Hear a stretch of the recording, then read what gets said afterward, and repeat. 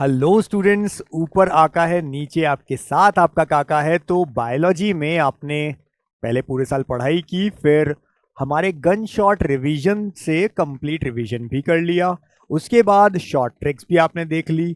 अब फिर भी बच्चे क्या करते हैं, कुछ क्वेश्चंस ऐसे होते हैं जो फिक्स होते हैं, कुछ ऐसी चीज़ों पर, कुछ ऐसे पॉइंट्स पर जो एनसीईआरटी में लिखी हुई हैं, लेकिन अलग अलग चैप्टर में अलग अलग जगह लिखी है, हमने एक जगह समराइज कर दी। और इस वीडियो में आपको कंप्लीट रिवीजन मिल रहा है किसका, एनसीईआरटी में जहां भी लिखा है टर्म कॉइंड बाय, यानी हमने एनसीईआरटी की जो निचोड़ है, हमारी एनसीईआरटी है, उसकी बाल की खाल निकाल ली हमने। अब कुछ भी पॉइंट नहीं छूटने वाला है आपका।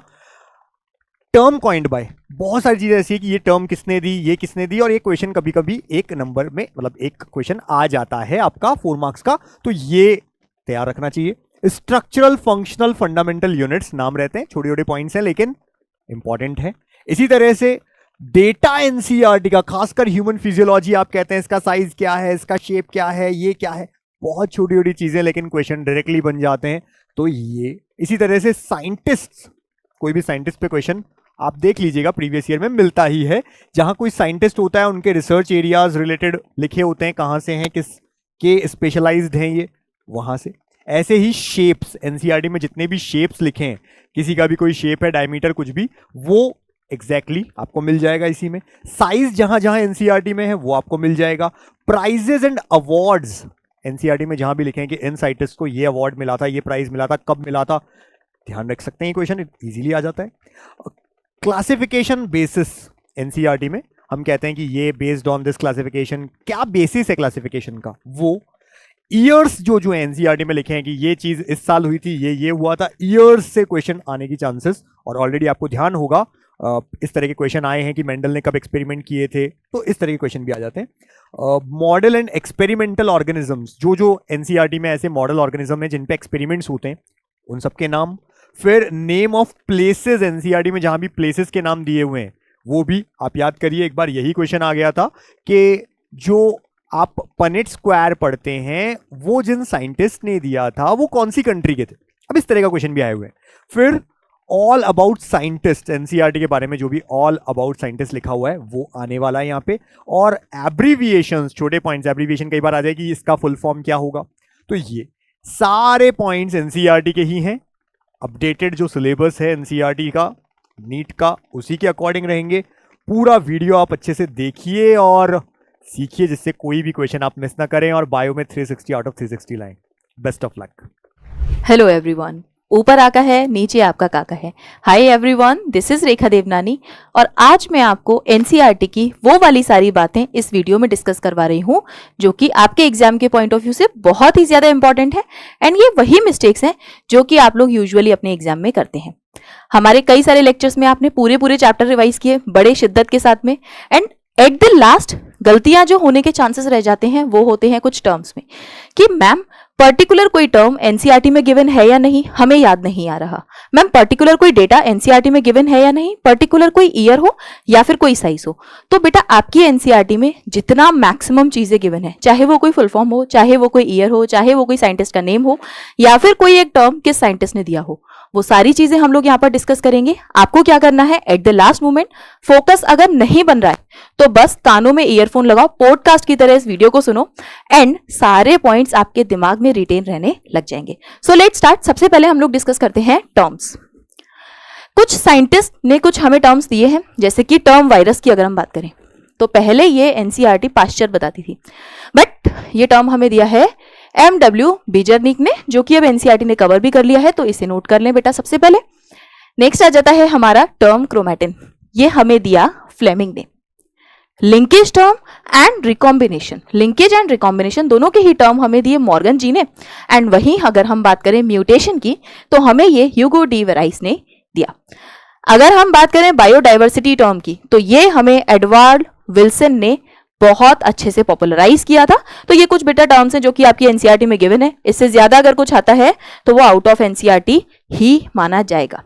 Next thing, structural, functional, fundamental units. Ma'am कौन सी स्ट्रक्चरल यूनिट है, ma'am functional unit, ma'am anatomical unit दी हुई है। हम इस टाइप के क्वेश्चन में कंफ्यूज हो जाते हैं और इन्हें हम लोग सिली मिस्टेक समझ जाते हैं। तो आपको क्या करना है, आना है और सारी चीजें सुनते जानी है कि कौन सी आपकी कौन सी यूनिट है। तो यूनिट ऑफ क्लासिफिकेशन सबसे पहले देख लेते हैं। एक कोई टेक्सॉ, ये या फिर आपका कोई कैटेगरी या फिर आपकी rank, this all are the unit of classification. आप कुछ भी टर्म यूज कर सकते हैं। The next is unit of neural system. Neural system की obviously neurons are the unit. वहीं अगर हम किडनी की बात करें तो nephrons. Anatomical unit of muscle की अगर हम बात करें तो कोई भी एक मसल सेल जो कि इलोंगेटेड होती है तो इसे हम लोग मसल फाइबर भी कहते हैं, ये है आपकी एनाटॉमिकल यूनिट ऑफ मसल। जबकि हम यूनिट ऑफ कॉन्ट्रैक्शन अगर देखें, अगर हम यूनिट ऑफ कॉन्ट्रैक्शन देखें तो पूरा सार्कोमियर एज द यूनिट हमारे मसल का कॉन्ट्रैक्शन करवाता है। तो sarcomere is the unit of contraction बेटा। नेक्स्ट आ जाता है functional unit of inheritance and these are genes. भाई अगर आप इसमें कंफ्यूज होते हैं तो भाई चीजें मेरे साथ में रिपीट करते जाएं, अपने रूम में आसानी से बोलते बोलते जाएं जिससे कि आपको चीजें रिटेन रहने लग जाएं। एंड यही वह चीजें हैं जो आपको याद रखनी है, बाकी तो पूरा हमारा बायोलॉजी है ही कॉन्सेप्चुअल। आगे आते हैं structural and functional unit of all living organisms, और ये हम बचपन से पढ़ते आ रहे हैं, सेल बेटा। Reproductive unit in the angiosperm, flower. ठीक है, फ्लावर ही वो स्ट्रक्चर है जहां पर सारे रिप्रोडक्टिव इवेंट हो रहे हैं, male and female reproductive systems, male and female reproductive structures present है, जिसे आप बड़े प्यार से देखते हैं। Unit of water potential is pascal. And अगर हम बात करें structural and functional unit of liver की तो दीज आर हेपेटिक लोब्यूल्स, जिसमें हेपेटिक सेल्स है। Structural and functional unit between developing embryo and maternal body, ये है बेटा प्लेसेंटा। प्लेसेंटा से ही सारा जो एक्सचेंज का प्रोसेस है मेटरनल बॉडी एंड फीटस में होता है, डेवलपिंग एम्ब्रियो में होता है। Functional unit of kidney nephron है बेटा हमारी। एंड अगर हम आगे बढ़े डेटा इन एनसीईआरटी कि मैम किसका पीएच दिया हुआ है, ब्रीथ रेट क्या दी हुई है, तो कुछ डेटा है वो देख लेते हैं, आ जाइए फटाफट से। पीएच ऑफ यूरिन आपको गिवन है 6, ठीक है, तो स्लाइटली एसिडिक हो जाता है ये। ब्रीथ रेट है आपकी 12 से 16 टाइम्स अ मिनट। एक क्वेश्चन आपके एनसीईआरटी निचोड़ टेस्ट सीरीज का ही है और कई सारे बच्चे कंफ्यूज हो गए थे, इसको हमने 22 एंड 26 कर दिया था और बच्चे गलत कर रहे थे, तो 12 एंड 16 है, टाइम्स पर मिनट है, तो ये भी ध्यान रखेंगे। फिर आ जाता है टाइडल वॉल्यूम, ये वो वॉल्यूम है बेटा एयर का जो आप नॉर्मल ब्रीद इन में ब्रीद इन या फिर ब्रीद आउट करते हैं, एंड इट इज 500 ml। अगर हम हमारे लंग्स की बात करें तो कुछ वॉल्यूम ऑफ एयर ऐसा भी है जिसे हम कभी भी बाहर नहीं निकाल सकते, जिसे हम लोग रेजिडुअल वॉल्यूम कहते हैं, और लगभग 1100 से 1200 ml के आसपास का होता है। और अगर हम फोर्सफुल ब्रीद आउट करने की कोशिश करते हैं तो जो हम वॉल्यूम ऑफ एयर बाहर ब्रीद आउट कर रहे होते हैं, it is expiratory reserve volume, जो कि हमारा 1000 से 1100 ml के आसपास का है। और जब हम फोर्सफुली ब्रीद इन करते हैं, बिल्कुल रामदेव बाबा की तरह एक्सरसाइज करते हैं, तब हम लोग इंस्पिरेटरी रिजर्व वॉल्यूम को ब्रीद इन कर रहे होते हैं, एंड इट इज ऑफ लगभग 2 गुना या फिर उससे भी ज्यादा है हमारे रेजिडुअल वॉल्यूम से, यानी कि 2500 से 3000 ml के आसपास का। ठीक, इन्हीं से हम लोग बना लेते हैं फिर capacities. Next is water in plasma. आपका ब्लड प्लाज्मा में वाटर का अमाउंट कितना है, तो इट इज 92% तो वाटर ही है। इसके अलावा बाकी आ जाते हैं आपके क्लॉटिंग फैक्टर्स, प्रोटीन्स एटसेट्रा। फिर आता है वाटर इन ह्यूमन सेल। हमारी सेल के अंदर भी 70-90% वाटर ही है, तो हम भी भाई पानी से ही बने हुए हैं। आगे बढ़ जाए तो सॉल्युबिलिटी, अगर हम CO2 की बात करें तो हमारा जो बेटा ब्लड है ना, इसमें CO2 की सॉल्युबिलिटी 20 से 25% ज्यादा है, 20 से 25 टाइम्स ज्यादा है as compare to oxygen. Next आता है डिफ्यूजन मेम्ब्रेन। ये बनी होती है बेटा आपकी 3 लेयर से। अगर हम देखें तो ये है हमारे एल्वियोलाई। एल्वियोलाई की पतली पतली सी स्क्वैमस एपिथेलियम से स्टार्ट होता है, पतली पतली सी स्क्वैमस एपिथेलियम, इसके बीच में बेसमेंट सब्सटेंस, और यहां आ जाती है हमारी एंडोथेलियम ऑफ ब्लड वेसल। ये तीनों मिलकर बनाती हैं हमारी डिफ्यूजन मेम्ब्रेन, और इनका डायामीटर, इनका थिकनेस, इनकी टोटल थिकनेस 1 मिलीमीटर से भी कम होती है। आगे हम लोग बढ़े बेटा तो हर 100 millilitre of oxygenated blood 5 millilitre oxygen को कैरी करता है, जबकि 100 millilitre of blood 4 millilitre of carbon dioxide को कैरी कर सकता है। ये डेटा बहुत ही ज्यादा इंपॉर्टेंट, बहुत ही बार आया हुआ आपके क्वेश्चंस में है। तो चलिए हम लोग नेक्स्ट डेटा की तरफ बढ़ जाते हैं। तो चलिए बेटा देख लेते हैं हम लोग साइंटिस्ट और उनके रिसर्च एरियाज कौन कौन से थे जो हमारी एनसीईआरटी में मेंशन है। सबसे पहले बात आती है अर्नेस्ट मेयर की। इन्होंने, ये थे हमारे इवोल्यूशनरी बायोलॉजिस्ट, जबकि मैथियास चिल्ड्रेन थे जर्मन बॉटनिस्ट, और वहीं थेडर श्वान थे हमारे German zoologist. Again I am saying German zoologist. NCERT में भाई ये ब्रिटिश लिखा हुआ था पहले और अभी रिसेंटली, बहुत ही रिसेंटली इसको जर्मन किया है, तो ये जरूर मार्क कर लेना। जूलियस वॉन सैक्स की बात करें तो ये भी जर्मन बॉटनिस्ट हैं बेटा। Cornelius van Niel was a microbiologist और इन्होंने ही हमें कॉन्सेप्ट बताया कि जो फोटोसिंथेसिस में ऑक्सीजन रिलीज होती है वो वाटर से आती है, ना कि CO2 से। इन्होंने क्या किया, पर्पल सल्फर बैक्टीरिया पर एक्सपेरिमेंट किए जो H2S यूज करते थे और पता चला कि ये तो सल्फर रिलीज करते हैं, और हम लोग क्योंकि वाटर यूज करते हैं, हम लोग in the sense plants water use करते हैं, तो ये ऑक्सीजन रिलीज करते हैं। तो यहीं से ही इन्होंने बता दिया। ठीक, अल्फोंसो कॉर्टाई इटालियन एनाटोमिस्ट थे। ढूंढने जाओगे अपनी एनसीईआरटी में तो आपकी जहां पर ह्यूमन फिजियो स्टार्ट हो रही है उससे जस्ट पहले आपको अल्फोंसो कॉर्टाई का इन्होंने इंट्रोडक्शन बताया हुआ है। पंचनानन महेश्वरी इंडियन बॉटनिस्ट थे बेटा। जॉर्ज गैमो हमारे फिजिसिस्ट थे, इन्होंने हमें कोडॉन ट्रिपलेट होते हैं ये सब चीजें बताई। फ्रांसिस जेकॉब जेनेसिस्ट थे जो कि, और इनके साथ में जैक मोनोड ये बायोकेमिस्ट थे। इन दोनों ने मिलकर हमें लैक ओपेरॉन का कॉन्सेप्ट बताया। लेमार्क फ्रेंच नेचुरलिस्ट थे। रामदेव मिश्रा इंडियन इकोलॉजिस्ट, नाम से ही हमें समझ में आ रहा है। Edward Wilson was socio biologist, जबकि पॉल एहरलिख थे हमारे Stanford ecologist. Alexander von Humboldt हमारे जर्मन नेचुरलिस्ट एंड जियोग्राफिकर थे। नेक्स्ट चीज आ जाती है बेटा shapes mentioned in NCERT biology. Biology में कई सारी शेप्स मेंशन्ड है और कुछ कुछ हमें पता नहीं चलती है कि अरे ये एनसीईआरटी में कहाँ लिखी हुई है, तो क्यों ना हम एक साइड कलेक्ट करके फटाफट से रिवाइज कर लेते हैं। बिल्कुल लास्ट के हमारे पास कुछ चंद दिन बचे हैं, तो फटाफट से इनको भी हम लोग रिवाइज कर लेते हैं। तो आ जाइए देख लेते हैं हम लोग all shapes mentioned in NCERT biology. 11-12 दोनों की है। सबसे पहली बात, कोकस या कोकाई बैक्टीरिया। हम लोग ना कोकस वर्ड जब यूज करते हैं बेटा तो स्फेरिकल शेप के लिए यूज करते हैं। तो आपके स्टेफाइलोकोकाई हो गए, स्ट्रेप्टोकोकस हो गया, ये सारे स्फेरिकल शेप के बैक्टीरिया से। वहीं हम लोग एक बैसिलस या फिर बैसिलाई टर्म यूज करते हैं, तो इनका मतलब है कि रॉड शेप्ड ये आपके बैक्टीरिया से।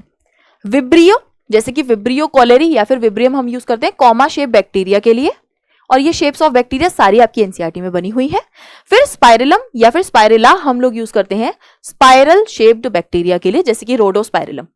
नाम में ही हम लोग को शेप भी पता चल जाती है, तो अगर बाई चांस किसी बैक्टीरिया का नाम दिया हुआ है और पूछा है कि कौन सी शेप है तो उसके नाम से ही आपको कई सारी शेप्स समझ में आ जाती हैं।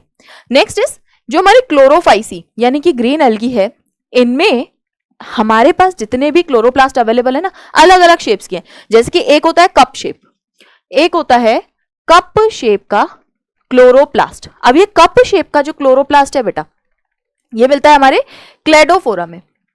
ठीक है, तो सारी ग्रीन एल्गी में किसी में डिस्कॉइड मिल सकता है, किसी में प्लेट लाइक मिल सकता है, किसी में रेटिकुलेट है, कप शेप है, स्पाइरल या फिर रिबन शेप बना हुआ है। अलग अलग स्पीशीज में अलग अलग टाइप का हमें क्लोरोप्लास्ट मिलता है। अगर हम लोग बात करें फियोफाइसी यानी कि ब्राउन एल्गी की, तो इनके पास जो बेटा गैमेट्स बनते हैं ना, वो इनके ऐसे बनते हैं, पायरीफॉर्म या फिर पियर शेप के, और इनके पास में 2 फ्लैजिला भी होते हैं, एक लॉन्ग एंड एक शॉर्ट, इस तरीके से। ठीक है, तो ये भी लिख लेना। नोटोकॉर्ड हमारी रॉड लाइक होती है, सॉलिड होती है। ठीक, पॉलिप सिलेंट्रेटा फाइलम में हमें 2 फॉर्म्स मिलती हैं, एक पॉलिप और एक मेड्यूसा। पॉलिप फॉर्म होती थी सेसाइल और सिलेंड्रिकल, जबकि मेड्यूसा होती है हमारी अम्ब्रेला शेप एंड मोटाइल। ठीक है, फ्री लिविंग होती है। तो होता क्या है, ये जो आपकी मेड्यूसा है एंड पॉलिप, ये मेटाजेनेसिस शो करते हैं, अल्टरनेशन ऑफ जनरेशन।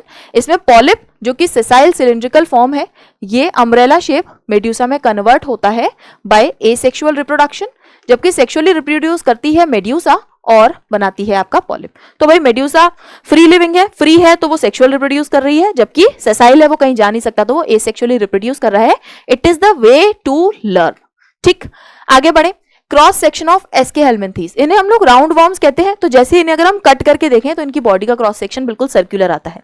वहीं एनिलिडा के पास में एन्यूल से बनी हुई पूरी बॉडी है जिसे कनेक्ट करती हैं सर्कुलर मसल्स।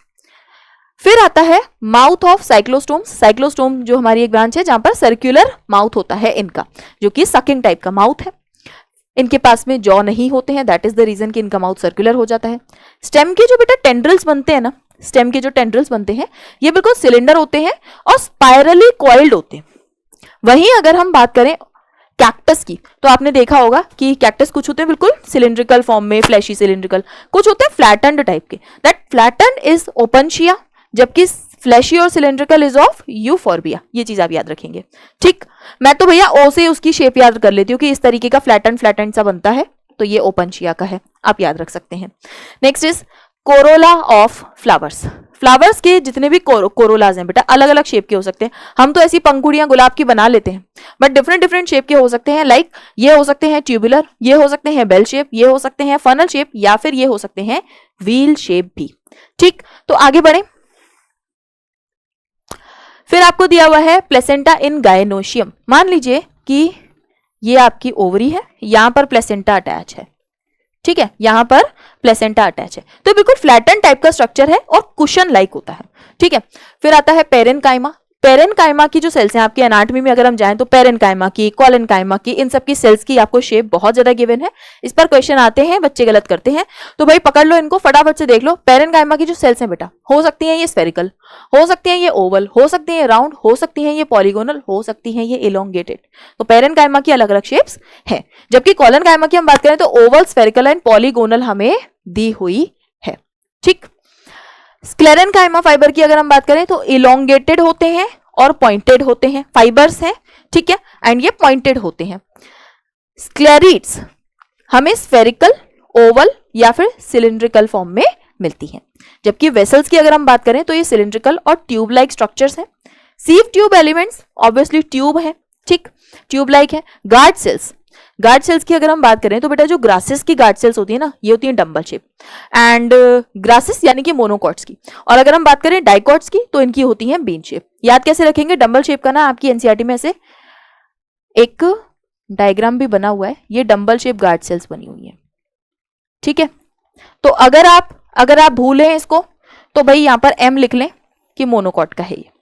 ठीक, और डाइकॉट की बनती है बीन शेप, डाइकॉट की बनती है बीन शेप, तो भाई बीन शेप में तो आपको डी बहुत ही सुंदर तरीके से मिल जाएगा। ठीक है, तो ये डाइकॉट का है। आगे बढ़े। एंडोडर्मिस की सेल्स जो है बेटा, जब हम लोग प्लांट एनाटॉमी का पूरा स्ट्रक्चर ड्रॉ करते हैं ना, तो हम वहां पर जब हम एंडोडर्मिस ड्रॉ करते हैं तो हम ऐसे कुछ बैरल शेप की सेल्स ड्रॉ करते हैं हमेशा ही। अपनी एनसीईआरटी का डायग्राम ऑब्जर्व करें, बिल्कुल इस तरीके से हम लोग सर्कुलर में बनाते चलते हैं, तो बैरल शेप की सेल्स होती हैं। Parenchymatous sales of cortical layer, parenchymatous की जनरली बेटा राउंडेड ही मिलती है ना, तो पिथ में भी राउंडेड और कॉर्टिकल लेयर में भी राउंडेड। पूरा स्ट्रक्चर हम लोग जब क्रॉस सेक्शन देखते हैं तो वहां पर राउंडेड ही सेल्स बनी हुई है। पैलिसेड पैरेनकाइमा की हम बात करें तो इलोंगेटेड होता है बेटा, ये इंपॉर्टेंट है। ठीक, अगर हम स्पॉन्जी पैरेनकाइमा की बात करें तो ओवल या राउंड। ठीक है, ये इंपॉर्टेंट है, इसे नोट कर लेना। लेंटिसेल्स की ओपनिंग लेंस शेप की होती है बिल्कुल, एंड वहीं अगर हम फेलोजन की बात करें यानी कि कॉर्केम्बियम की, तो नियरली रेक्टेंगुलर सेल्स होती हैं, नियरली रेक्टेंगुलर सेल्स होती हैं इस तरीके की। ठीक है, तो इसे नोट कर लीजिएगा। Cells of squamous epithelium, squamous epithelium हमारी बॉडी पर आ जाइए तो फ्लैटेंड होती हैं और इरेगुलर बाउंड्रीज होती हैं, टाइल लाइक अपीयरेंस आती है, डिफ्यूजन मेम्ब्रेन बनाती हैं, बिल्कुल पतली पतली सी एपिथेलियम ये होती हैं, जो कि डिफ्यूजन बाउंड्री भी बनाती हैं। Cells of cuboidal epithelium obviously cube like है। कॉलमनार की टॉल और सिलेंडर होती हैं, जबकि इनका न्यूक्लियस बेस पे प्रेजेंट होता है। एनसीईआरटी ने लिखा हुआ है बड़े प्यार से। अगर हम बैक्टीरिया की बात करें और इनके पिलाई की बात करें तो पिलाई बेटा इलोंगेटेड ऐसे ट्यूबुलर स्ट्रक्चर होते हैं, इलोंगेटेड और ट्यूबुलर स्ट्रक्चर्स होते हैं। अगर हम बात करें फिम्ब्री की तो ये स्मॉल और ब्रिस्टल लाइक स्ट्रक्चर है। अगर हम बात करें गोल्जी अपैरेटस की तो गोल्जी अपैरेटस आप देखें तो फ्लैट डिस्क शेप होते हैं, बिल्कुल डिस्क डिस्क डिस्क अटैच होती हैं। ठीक, माइटोकॉन्ड्रिया इज सॉसेज शेप या फिर सिलेंड्रिकल, माइटोकॉन्ड्रिया तो हम लोग ड्रॉ भी करते हैं भाई। ठीक, क्लोरोप्लास्ट हमारा होता है lens shaped, Oval, spherical, discoid और रिबन लाइक, बहुत सारी शेप्स में मिलता है, जैसे कि हमें क्लोरोफाइसी में भी देखने को मिला। सीलिया फ्लैजेला बिल्कुल हेयर लाइक आउटग्रोथ्स हैं जो कि अलग अलग काम करती हैं। फ्लैजेला बॉडी का मूवमेंट करवा रहा है, सीलिया सराउंडिंग का मूवमेंट करवा रहा है। न्यूक्लियोलस हमारा बिल्कुल स्फेरिकल होता है, बिल्कुल स्फेरिकल होता है, जबकि अगर हम हमारे क्रोमोसोम्स को देखें तो वहां पर हमें एनसीईआरटी ने काइनेटोकोर्स दिखाए हैं, वहां पर हमारी एनसीईआरटी ने हमें काइनेटोकोर्स दिखाए हैं जहां पर इस तरीके से डिस्क शेप का कुछ दिखाया है, and these disc shape is of kinetochores, जहां से हमारे स्पिंडल फाइबर्स अटैच होते हैं। ठीक, चियाजमाटा एक्स शेप का स्ट्रक्चर बनता है।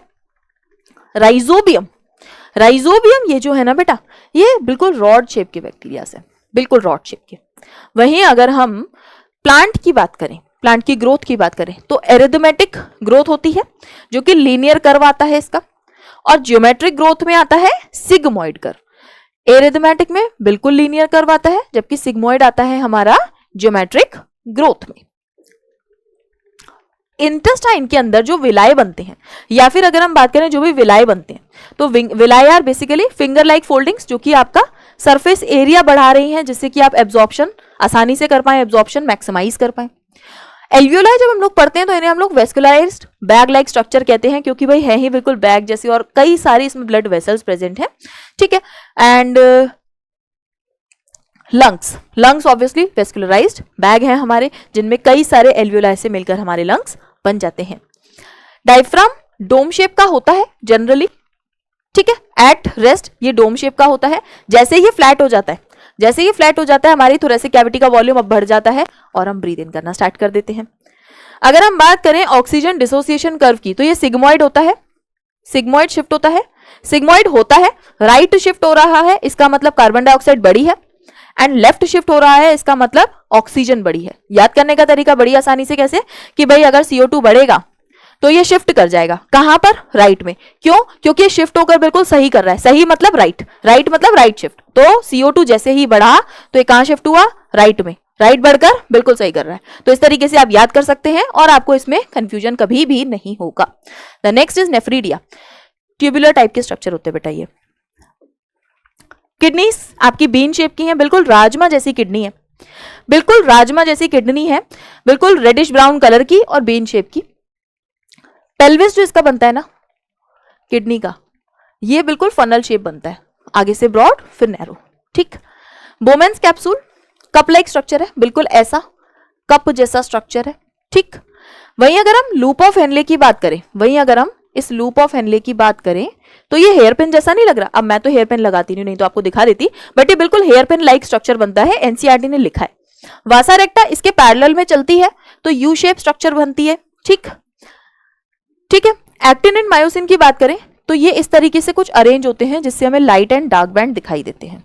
ये कुछ इस तरीके से अरेंज होते हैं जिससे हमें लाइट एंड डार्क बैंड दिखाई देते हैं। तो जहां पर मायोसिन होता है वो थोड़ा सा डार्क होता है, थिक फिलामेंट है, एंड एक्टिन में लाइट बैंड बनता है। तो बिल्कुल ऐसे रॉड लाइक स्ट्रक्चर में ये अरेंज्ड हो जाते हैं, ठीक है। अगर हम बात करें हमारी हायोइड बोन की, हायोइड बोन की, तो बेटा एनसीईआरटी ने अब इसे हटा दिया है। बहुत ही रिसेंट अभी आपका अपडेट आया है जिसमें एनसीईआरटी ने क्या किया, हायोइड को पहले लिखते थे ना कि hyoid bone is also included in the skull, अब इसको स्कल से हटा दिया है। तो हायोइड बोन, तो हायोइड बोन जो है बेटा आपकी, ये यू शेप की होती है, किसी और बोन से अटैच नहीं होती है।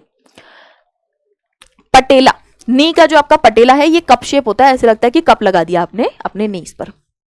Next is synaptic knob, bulb like structure होते हैं, जहां पर आप देखो ना कि आपका नर्व फाइबर एंड होता है, वहां पर ऐसे बल्ब लाइक स्ट्रक्चर्स प्रेजेंट होते हैं जिन्हें हम लोग कहते हैं synaptic knobs, correct. Next thing is कि जो आपकी कॉर्पोरा क्वाड्रिजेमिना है आपके मिड ब्रेन में, यहीं से ये राउंड शेप के होते हैं, 4 लोब्स होते हैं, बिल्कुल कॉर्पोरा क्वाड्रिजेमिना के 4 लोब्स प्रेजेंट होते हैं, और यहीं से आपकी सेरिब्रल एक्विडक्ट भी पास होती है। एंथर टेट्रागोनल स्ट्रक्चर है क्योंकि इसके पास पे 4 साइड्स है। पॉलन ग्रेन्स जो है जनरली स्फेरिकल होते हैं, और बेटा ये अदर शेप्स के भी हो सकते हैं। जनरली जहां एनसीईआरटी ने लिख दिया है ना, मतलब वो हमारे लिए अमृत है, और हो सकता है यहां से क्वेश्चन बने और बच्चे गलत कर जाएं, बट हम वो बच्चे नहीं है जो ये गलत करेंगे। तो हम इसे जनरली को बहुत अच्छे से लिख लेंगे कि जनरली स्फेरिकल है। क्यों? क्योंकि अदर शेप्स के भी हो सकते हैं जिनके एनसीईआरटी ने फोटोज आपको ऑलरेडी दिए हैं।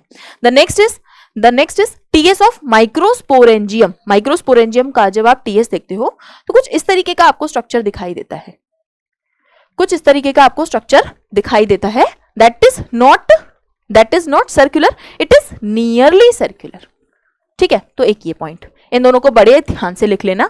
नेक्स्ट आता है generative cell of pollen grain. Pollen grain में 2 सेल बनाते हैं हम लोग, है ना। पॉलन ग्रेन में 2 सेल हमने बनाई थी, एक वेजिटेटिव और एक जनरेटिव, एक वेजिटेटिव और एक जनरेटिव। तो वेजिटेटिव सेल कुछ इस तरीके से बनाते हैं हम लोग, और जनरेटिव सेल कुछ इस तरीके से। तो बेटा जो आपकी ये जनरेटिव सेल है जो कि आगे जाके जनरेट करेगी 2 मेल गैमेट्स को, इस तरीके की कुछ सेल बनती है and this is spindle shape. ठीक, पॉलन ग्रेन्स अलग अलग शेप के हो सकते हैं, लॉन्ग रिबन लाइक बनते हैं आपके ज़ोस्टेरा में यानी कि सी ग्रास में। अगर हम बात आ जाए ह्यूमन रिप्रोडक्शन पर तो आपकी टेस्टिस है ओवल शेप की, जिसका डायग्राम कई सारे बच्चों ने कई बार बना के रिवाइज कर लिया और उसकी शेप में तो अब कोई भी कंफ्यूजन नहीं है। आ जाए आगे, इनफंडिबुलम बिल्कुल फनल शेप का रीजन है आपकी फैलोपियन ट्यूब्स का। ठीक, fimbriae in female reproductive part, finger like projection होते हैं बेटा, है ना, जो कि आपके रिलीज्ड ओवा को फिर कैप्चर भी करते हैं, है ना, फैलोपियन ट्यूब्स में यहाँ पर बिल्कुल लास्ट रीजन में प्रेजेंट होते हैं जो कि आपके फिर ओवा को कैप्चर भी करते हैं। यूटेरस इन्वर्टेड पियर जैसा है, इन्वर्टेड पियर जैसा आपका स्ट्रक्चर है यूटेरस का। ठीक, उल्टा आपने नाशपाती रख दिया है ऐसा। Clitoris finger like, tiny finger like structure है बेटा, जो कि हम लोग एक्सटर्नल जेनेटिलिया का ही पार्ट मानते हैं एंड ये इरेक्टाइल टिश्यू का बना हुआ होता है, जैसे कि पेनिस है ना मेल्स में से। एक्रोसोम कैप लाइक स्ट्रक्चर है, मेल के स्पर्म में आगे होता है, जिसके पास में हमारे कई सारे एंजाइम्स प्रेजेंट होते हैं। Chorionic villi finger like projections हैं बेटा, जो कि आपका जैसे ही इम्प्लांटेशन होता है तो एट द टाइम वहां पर कोरियोने विलाई का फॉर्मेशन होता है और यूटेराइन की वॉल से बिल्कुल टाइटली पैक या फिर बाउंड हो जाता है। फिर आता है आपका shape of RBC, sickle RBC in sickle cell anaemia. Sickle cell anaemia जब होता है तब शेप क्या है, तो इलोंगेटेड सिकल लाइक हो जाती है। इन जनरल बाइकॉनकेव होती है, जबकि सिकल सेल एनीमिया में इलोंगेटेड सिकल लाइक हो जाती है। क्रोमैटिन आपके थ्रेड लाइक स्ट्रक्चर है, क्रोमैटिन फाइबर्स। ठीक, आगे बढ़े, टीआरएनए मॉलिक्यूल का स्ट्रक्चर इन्वर्टेड एल लाइक है और सेकेंडरी बनता है तो ये क्लोवर लीफ लाइक बन जाता है। थाइमस आपका लोब्ड ऑर्गन है, ये एनसीईआरटी ने लिखा है, थाइमस आपका लोब्ड ऑर्गन है, ऐसे लोब बने हुए होते हैं। Spleen is large bean shape organ है। ठीक, टीएमवी रॉड शेप का बनता है, इसका फोटो आपको माइक्रोब्स इन ह्यूमन वेलफेयर में ऊपर बना हुआ है, थोड़ा ग्रीन ग्रीन कलर से प्रिंट बना हुआ है, रॉड शेप के बैक्टीरिया का फोटो आपको बना हुआ है। ठीक है, प्लाज्मिड सर्कुलर है, प्लाज्मिड तो हम लोग बनाते ही है ना, ये पीबीआर 322 का डायग्राम बड़ा सर्कुलर सा सुंदर सा बनाते हैं। Stirred tank of bioreactor, bioreactor का जब आप वो देखोगे पूरा डायग्राम फोटो बना हुआ है एनसीईआरटी में तो सिलेंड्रिकल बने हुए हैं। Stable age pyramid for human population, stable age pyramid अगर हमें बनाना हो तो भाई प्री रिप्रोडक्टिव हमें रिप्रोडक्टिव के बराबर करने पड़ेंगे, तो बेल शेप का ग्राफ बन जाता है आपका। ठीक है, बेल शेप का एज पिरामिड बन जाता है आपका। डिक्लाइनिंग अगर हमें बनाना हो तो हम क्या करें, प्री रिप्रोडक्टिव को कम कर दें, प्री रिप्रोडक्टिव कम हो गए, रिप्रोडक्टिव बढ़ गए, पोस्ट रिप्रोडक्टिव मान लीजिए कम है, दिस इज अर्न शेप, तो ये हमारा बन जाता है। एक्सपोनेंशियल और geometric growth pattern, exponential growth का मतलब है बेटा कि रिसोर्सेस आपके पास में अनलिमिटेड है, अनलिमिटेड रिसोर्सेस आप कितनी ग्रोथ कर सकते हो, तो जे शेप ग्रोथ होती है। ठीक है, जे शेप कर्व आता है। वहीं अगर लॉजिकल की हम बात करें, logistic growth curve is logical one, आप इसे याद रख सकते हैं, तो ये सिग्मोइड कर्व बनता है भाई, एक टाइम तक बढ़ेगी फिर वापस से डिक्लाइन। ठीक, फिर आता है पिरामिड ऑफ एनर्जी, एनर्जी का पिरामिड हमेशा अपराइट बनता है, अपराइट नहीं मैं कह सकती हूँ ऑलवेज अपराइट, क्योंकि हमेशा 10% फ्लो ऑफ एनर्जी होता है, हमेशा 10% फ्लो ऑफ एनर्जी होता है, तो एनर्जी हमेशा कम होती जाती है, सो ऑलवेज अपराइट। ठीक, pyramid of biomass in sea inverted बनता है। अगर हम बात करें relation between species richness and area, तो ये बनता है for wide variety of taxa, इसको यहां ले लीजिएगा। ठीक, ये रेक्टेंगुलर हाइपरबोला बनता है आपका। अब देख लेते हैं बेटा कुछ साइजेस जो कि आपकी एनसीईआरटी में मेंशन है कि भाई कोई इतना बड़ा है, कोई इतना छोटा है, किसका कितना माइक्रोमीटर का डायामीटर है, किसका कितना साइज है, वो सारी चीजें देख लेते हैं भाई। फटाफट से बिल्कुल पॉडकास्ट की तरह सुनते जाइएगा, सारी शेप सारे साइज आपके दिमाग में यूं बैठ जाएंगे, और जब आप एग्जाम दे रहे होंगे ना तो एग्जामिनेशन हॉल में आपको कानों में आवाज पड़ेगी बार बार सुनने के बाद कि मैम ने इसका ये साइज बताया था, इसका मैम ने ये शेप बताया था। तो आ जाइए, द केल्प्स, केल्प्स देख लेते हैं सबसे पहले। केल्प्स का जो बेटा है ना ब्राउन एल्गी में होते हैं, इनकी जो हाइट है लगभग मतलब 100 मीटर तक भी ये पहुंच जाते हैं। इनका जो आपका देख लें फ्रंट वाला पार्ट बहुत ही ज्यादा इलोंगेटेड हो जाता है। वॉल्फिया बिल्कुल माइक्रोस्कोपिक प्लांट है बेटा, जबकि यूकेलिप्टस की 100 मीटर तक जा सकता है। स्मॉलेस्ट सेल की अगर हम बात करें तो ये माइकोप्लाज्मा है, इसका साइज है 0.3 माइक्रोमीटर एंड ये पॉइंट बहुत ही ज्यादा इंपॉर्टेंट है आपके सिलेबस के पॉइंट ऑफ व्यू से, आपके नीट के पॉइंट ऑफ व्यू से, तो इसे जरूर नोट कर लीजिएगा। फिर आ जाते हैं लार्जेस्ट सेल की तरफ। सबको पता है भाई एग ऑफ ऑस्ट्रिच है, आगे बढ़े तो diameter of human RBC 7 micrometre की बनती है लगभग। और अगर हम एक टिपिकल यूकैरियोटिक सेल को देखें, टिपिकल यूकैरियोटिक सेल को देखें तो ये हो जाती है 10 to 20 माइक्रोमीटर की। समझ रहे हैं, एक हमारी बॉडी की दूसरी सेल और हमारी बॉडी की आरबीसी में डिफरेंस बहुत है, आरबीसी बहुत छोटा बन जाता है। प्लांट में देखें तो भैया और बड़ी हो जाती है 50 माइक्रोमीटर की। बैक्टीरिया का साइज जो है बेटा आपका लगभग रेंज होती है 1 to 5 की, आपकी लगभग रेंज इसमें रहती है। आगे हम बढ़े तो वायरसेस का साइज भाई बैक्टीरिया से भी बहुत ज्यादा छोटा है, 0.02 से लेके 0.2 से आगे तो बड़े ही नहीं है ये माइक्रोमीटर में। और अगर हम राइबोसोम को देखें तो 15 से 20 नैनोमीटर है। बेटा यूनिट का बड़ा ध्यान रखना, जैसे फिजिक्स में देखते हो ना कि भाई मीटर में दिया या किलोमीटर में दिया है, फिजिक्स में देखते हो ना आप कि भाई मीटर पर सेकंड है, किलोमीटर पर आवर दिया हुआ है, तो भाई यहां पर भी आपको सारी यूनिट्स का बहुत ध्यान रखना है। नैनोमीटर दिया है कि माइक्रोमीटर दिया है, इसे बार बार देख लें, बार बार सुन लें, बार बार लिख लें, बिल्कुल इसे ये तो आपके टिप ऑफ द टंग पर होना चाहिए। एंड यही वो डेटा है जो एनसीईआरटी में हमें रटना पड़ता है बेसिकली, बाकी सारी चीजें तो कॉन्सेप्चुअल है। अगर हम लोग क्रिस्टी देखें गोल्जी अपैरेटस की तो 0.5 से 1 माइक्रोमीटर की दी हुई है। ठीक, अगर हम माइटोकॉन्ड्रिया के डायामीटर की बात करें तो 0.2 to 1 माइक्रोमीटर है। एवरेज देखें तो 0.5 का निकलता है। माइटोकॉन्ड्रिया की लेंथ, ये माइटोकॉन्ड्रिया है, इसकी लेंथ अगर मैं देखूं तो 1 से लेके 4.1 माइक्रोमीटर की है और विड्थ हो गई 0.2 to 1। ठीक, तो एक ये चीज। अगर मैं क्लोरोप्लास्ट को देखूं तो इसका लेंथ है 5 से 10 मिलीमीटर का, 5 से 10 मिलीमीटर का, जबकि विड्थ है 2 to 4 मिलीलीटर की। ठीक है, तो मिलीमीटर, माइक्रोमीटर मेंशन कर लेना। ठीक, फिर आए पेरीन्यूक्लियर स्पेस है 10 to 50 नैनोमीटर का, जबकि अच्छा एक चीज ना यहां पर देख लीजिए बेटा, माइक्रोमीटर, नैनोमीटर, माइक्रोमीटर, ऑलमोस्ट सारी चीजें हमें माइक्रोमीटर में देखने के लिए मिली हैं।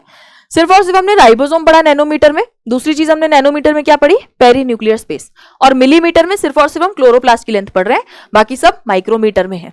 तो अगर आपने इस तरीके से याद कर लिया तो भी आपको बहुत ज्यादा इजी हो जाएगा, भूलोगे नहीं। लेंथ ऑफ किडनी की बात करें तो हमारी जो किडनी है ना बेटा, इसकी लेंथ है लगभग 10 से 12 सेंटीमीटर की, विड्थ 5 से 7 सेंटीमीटर की, और थिकनेस होती है 2 से 3 सेंटीमीटर की। ठीक, डायामीटर ऑफ पॉलन ग्रेन का डायामीटर 25 से 50 माइक्रोमीटर है। अगेन अगर हम बात करें एमोर्फोफेलस, जो कि टॉलेस्ट फ्लावर है हमारा, 6 फीट का, मतलब आपकी खुद की हाइट 6 फीट नहीं है, आपकी खुद की हाइट 6 फीट नहीं बन पा रही है, ये अकेला फ्लावर है, प्लांट नहीं है, ये फ्लावर है। टेस्टिस, जैसे हम लोग अपनी हमारी टेस्टिस देखें जो ड्रॉ करते हैं हम लोग भाई, ये टेस्टिस 4 से 5 सेंटीमीटर लेंथ में और 2 से 3 सेंटीमीटर विड्थ में होती हैं। वहीं अगर हम ओवरीज को देखें तो बहुत छोटी हैं, 2 से 4, लगभग इन दोनों के बीच का निकाल लें, 2 से 4 सेंटीमीटर की होती हैं, आमंड शेप स्ट्रक्चर होते हैं। ठीक है, फेलोपियन ट्यूब की लेंथ 10 से 12 सेंटीमीटर की होती है। अगर हम लेंथ ऑफ बैक्टीरियोफेज 5174 को देखें तो इसका बेटा जो डीएनए है ना 5386 न्यूक्लियोटाइड्स का बना हुआ है। इसके डीएनए की लेंथ बनी हुई है 5386 न्यूक्लियोटाइड्स की, और इसको तो भाई आप ऐसे बिल्कुल अपने फेवरेट नंबर की तरह लिख कर रख लें क्योंकि इससे क्वेश्चंस आते हैं। Again these are the number of nucleotide. अगर हम लैम्डा बैक्टीरियोफेज की बात कर लें तो इसके दिए हुए हमें 48502 बेस पेयर, इसके दिए हुए हैं बेस पेयर। ठीक है, तो न्यूक्लियोटाइड गिवन है हमें लैम्डा 174 के लिए, 5174 के लिए, एंड जबकि लैम्डा के लिए हमें दिया हुआ है 48502। तो ये बहुत इंपॉर्टेंटली लिखकर रख लीजिएगा, इस पर क्वेश्चन आने के बहुत ज्यादा संभावनाएं हो जाती हैं। फिर आता है बेटा आपका length of DNA in E coli. E coli में जो डीएनए की लेंथ है ये है 4.6 10 to the power 6, 4.6 10 to the power 6 base pair की। ठीक है, सिर्फ और सिर्फ यही न्यूक्लियोटाइड दिया है, बाकी तो सब कुछ बेस पेयर में गिवन है आपको एनसीईआरटी में। ह्यूमन में जाए तो 3.3 into 10 to the power 9 है, 3.3 into 10 to the power 9 है। याद करने का तरीका कि भाई 3 पर पावर 3 करेंगे हम, 3.3 3 पर पावर 3 करके हम 10 टू द पावर 9 कर देंगे। इट इज अ मेथड कि भाई हमें पावर कैसे याद रहेगी। और अगर आप डिप्लॉयड की बात करेंगे तो इसमें आपको 2 का मल्टीप्लाई करना पड़ेगा, इसमें आपको 2 का मल्टीप्लाई करना पड़ेगा। ठीक, डिप्लॉयड अगर पूछ लिया जाए तो। जो हमारा डीएनए डबल हेलिक्स है, इसकी पिच की लेंथ है 3.4 नैनोमीटर, और अगर दो बेस पेयर के बीच का डिस्टेंस निकालूं तो 0.34 नैनोमीटर है। रीजन ये कि 10 बेस पेयर का हमारी पिच बनती है ना, तो 10 का डिवाइड कर देंगे तो ये वैल्यू आ जाएगी। Length of DNA double helix in mammalian cell, तो इसका लगभग 2.2 मीटर का आपका डीएनए की लेंथ बनती है बेटा। अगर हम इकोलाई की देखें तो 1.36 मिलीमीटर की बनती है, मिलीमीटर, और हमारा मीटर है भाई 2.2 मीटर, मतलब कितना लंबा डीएनए आपकी एक सेल के एक छोटे से न्यूक्लियस में पैक है। ठीक है, और वहीं अगर हमारे इकोलाई की देख लें तो 1.36 मिलीमीटर है। ह्यूमन जीनोम का जो साइज है पूरा वो है हमारा 3164.7 मिलियन न्यूक्लियोटाइड बेसिस का हमारा ह्यूमन जीनोम बना हुआ है, जो कि ह्यूमन जीनोम प्रोजेक्ट में हमने डिस्कस भी किया। तो इसको भैया नोट कर लेना, ये तो आपको पता भी होना चाहिए कि भाई आपका जीनोम कितने कितने न्यूक्लियोटाइड बेसिस का बना हुआ है। डिस्ट्रोफिन जीन जो कि लार्जेस्ट जीन है, ये बना हुआ होता है 2.4 मिलियन बेसिस से बेटा। वीएनटीआर की अगर हम बात करें, variable number of tandem repeats, तो इनका लगभग बना हुआ होता है 0.12 20 केबी का। Length of recognition sequence in Hind 2 6 base pair की होती है, और क्या सीक्वेंस होती है मुझे कमेंट्स में इसका आंसर चाहिए आप सभी से। तो अब देख लेते हैं बेटा सारे प्राइजेस और अवार्ड्स जो कि आपकी एनसीईआरटी बायोलॉजी में मेंशन है। सबसे पहले आ जाते हैं हमारे अर्नेस्ट मेयर।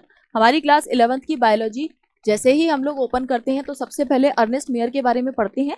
इन्हें हम लोग ट्रिपल क्राउन ऑफ बायोलॉजी भी कहते हैं भाई, इन्हें ट्रिपल क्राउन ऑफ बायोलॉजी भी मिला हुआ है। 3 इन्हें प्राइजेस मिले हुए हैं। सबसे पहला द बाल्जन प्राइज इन 1983, फिर दूसरा मिला इंटरनेशनल प्राइज फॉर बायोलॉजी इन 1994, फिर इन्हें क्रैफूड प्राइज भी मिला 1999 में। कैथरीन इसाउ, इन्हें मिला नेशनल मेडल ऑफ साइंसेस, किससे?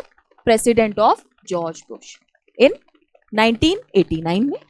मेल्विन केल्विन की बात करें तो इन्हें नोबेल प्राइज दिया गया 1961 में। क्यों? क्योंकि इन्होंने कार्बन का एसिमिलेशन बता दिया था फोटोसिंथेसिस में कैसे होता है, and obviously the Calvin cycle. Correct, आगे बढ़े। Panchanan Maheshwari, fellowship of Royal Society of London, fellowship of Indian National Sciences academy.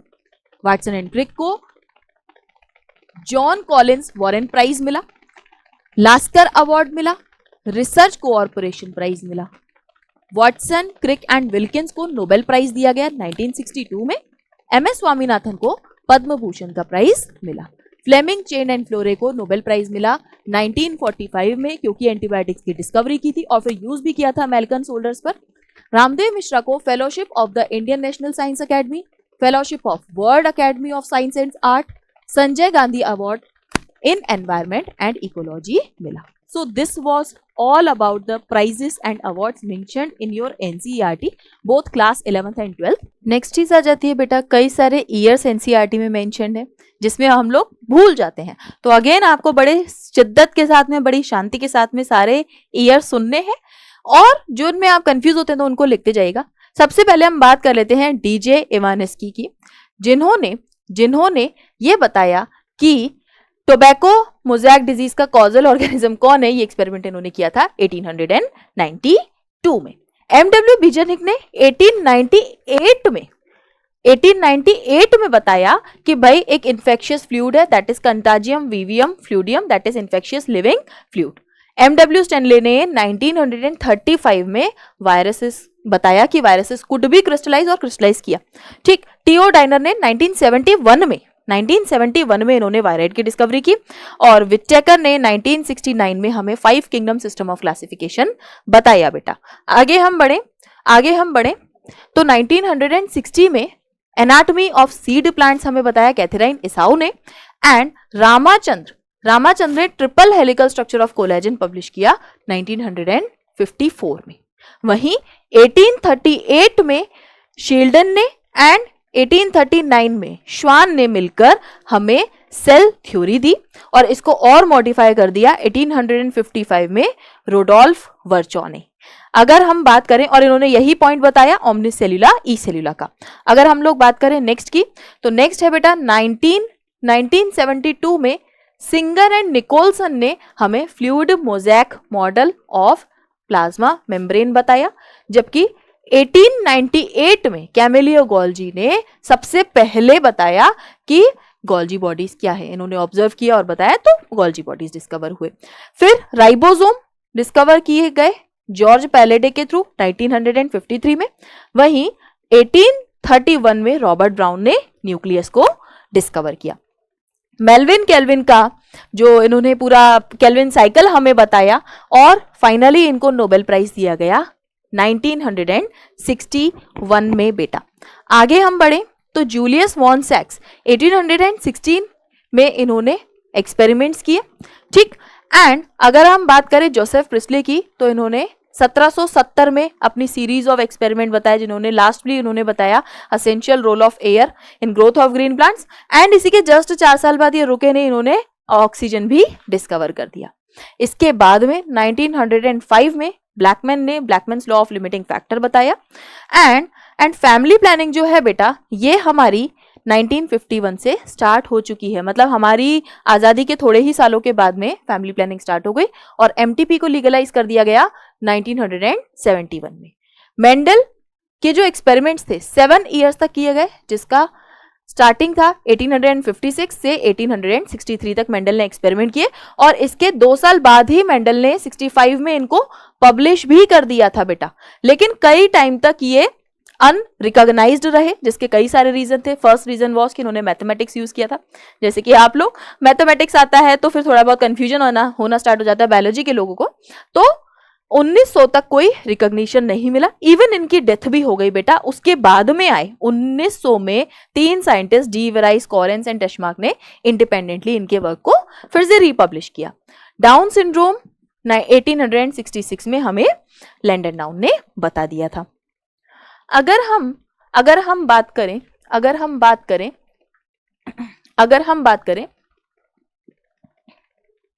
Walter, Sutton and Boveri की, तो इन्होंने 1902 में क्रोमोसोम मूवमेंट स्टडी किया, और हैंकिंग ने 1891 में एक्स क्रोमोसोम डिस्कवर किया। डीएनए एसिडिक सब्सटेंस है, यह हमें फ्रेडरिक ग्रिफिथ्स ने बताया 1869 में, ठीक। एंड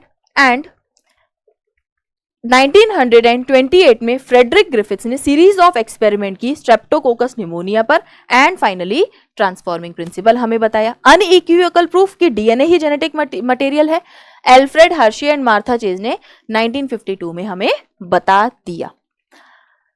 1953 में वाटसन एंड क्रिक ने मिलकर एक्सरे डिफ्रैक्शन किया और double helical model of DNA हमें बताया, डबल हेलिकल स्ट्रक्चर, ठीक।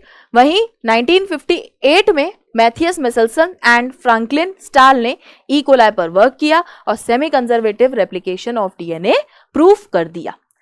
सेम ईयर 1958 में टेलर ने विसिया फाबा पर वर्क किया और यूकैरियोट्स के अंदर semi conservative nature of DNA replication proof किया। एंड वहीं अगर हम बात करें ह्यूमन जीनोम प्रोजेक्ट की, तो 1990 में ये स्टार्ट हुआ। जावा में फॉसिल्स हमारे मिले, ये डिस्कवर किए गए 1891 में। एंड एसएल मिलर ने एक्सपेरिमेंट किए 1953 में, और हमें जो भी कंडीशंस है लेबोरेटरी में पूरी की और केमिकल इवोल्यूशन के बारे में समझाया। 1981 में, बहुत ज्यादा पुराना नहीं है ये, रिसेंटली ही एड्स भी सबसे पहले रिपोर्ट किया गया है बेटा। आगे बढ़े तो फ्लेमिंग चेन एंड फ्लोरे को तीनों को कलेक्टिवली मिलाकर नोबेल प्राइज दिया गया for the discovery of antibiotics in 1945, और ये ईयर बेटा बहुत ही ज्यादा इंपॉर्टेंट है, एनटीए का फेवरेट है, कई बार इससे क्वेश्चन आया हुआ है। आगे बढ़े हम, Stanley Cohen and Herbert Boyer ने construction of first artificial recombinant DNA किया इन 1972, जो कि बहुत ज्यादा पुराना नहीं है। 1963 में 2 एंजाइम रिस्पॉन्सिबल हैं ग्रोथ ऑफ बैक्टीरियोफेज के लिए, ये आइसोलेट किया गया, ठीक है। एंड क्लिनिकल जीन थेरेपी 1990 में दी गई थी सबसे पहले 4 साल की बच्ची में, जिसको कि एडिनोसिन डीएमिनेज डेफिशिएंसी थी, ठीक है, इसमें की गई थी। 1983 में एली लिली, जो कि अमेरिका की कंपनी है, इसने जेनेटिकली इंजीनियर्ड इंसुलिन भी बनाकर हमें फाइनली दिया। आगे हम बढ़े तो 1997 में सबसे पहले हमारी फर्स्ट ट्रांसजेनिक काउ यानी कि रोजी बनी, जिसका की जो प्रोटीन है वो काफी इसका जो मिल्क है वो काफी प्रोटीन एनरिच्ड है, 2.4 ग्राम्स पर लीटर, ठीक है, लगभग इतना है। और अगर हम बात करें 1970 की तो इसमें अमेरिकन कंपनी को बासमती राइस का पेटेंट मिल गया था। So this is all about the years mentioned in your NCERT. और नेक्स्ट हम लोग आगे बढ़ जाते हैं बेटा। तो अब हम लोग देख लेते हैं भाई दूसरी चीज जो हमारी एनसीईआरटी में मेंशन है, मेंडल मॉडल। हाँ, अब हम देख लेते हैं कि दूसरी चीज हमारी एनसीईआरटी में क्या मेंशन है बेटा, model and experimental organism in NCERT.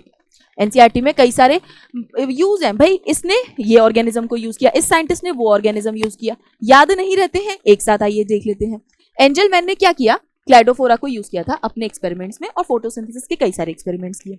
Presley ने बेल जार एक्सपेरिमेंट किया मिंट प्लांट को यूज करके, जो कि एक बेल शेप के जार में मिंट प्लांट को और कैंडल को यूज किया था, माइस को यूज किया था। वैन नेल ने purple and green sulphur bacteria को यूज किया एंड अगेन बताया कि जो वाटर यूज करके ऑक्सीजन रिलीज होती है हमारे फोटोसिंथेसिस में, ऑक्सीजन आता है वाटर से ना कि CO2 से। कैसे, H2S यूज करते थे हमारे पर्पल सल्फर बैक्टीरिया, जिससे हमें पता चला ये सल्फर डाइऑक्साइड रिलीज करते हैं। मेल्विन केल्विन ने वर्क किया एल्गल फोटोसिंथेसिस पर और इसी से ही इन्होंने केल्विन साइकिल का कॉन्सेप्ट बताया, कार्बन डाइऑक्साइड एसिमिलेशन का कॉन्सेप्ट बताया और इन्हें अल्टीमेटली नोबेल प्राइज भी मिला। चार्ल्स डार्विन और फ्रांसिस डार्विन ने कैनेडी ग्रास पर वर्क किया, जबकि FW वेंट ने ओट्स पर इन्होंने वर्क किया। अवीना सटिवा एक्सपेरिमेंट्स, इन्होंने ई कुरोसावा ने एक्सपेरिमेंट किया गिबरेला फ्यूजिकोराई यानी कि जो कि एक फंगस थी, और इससे पता चला कि भाई ये जो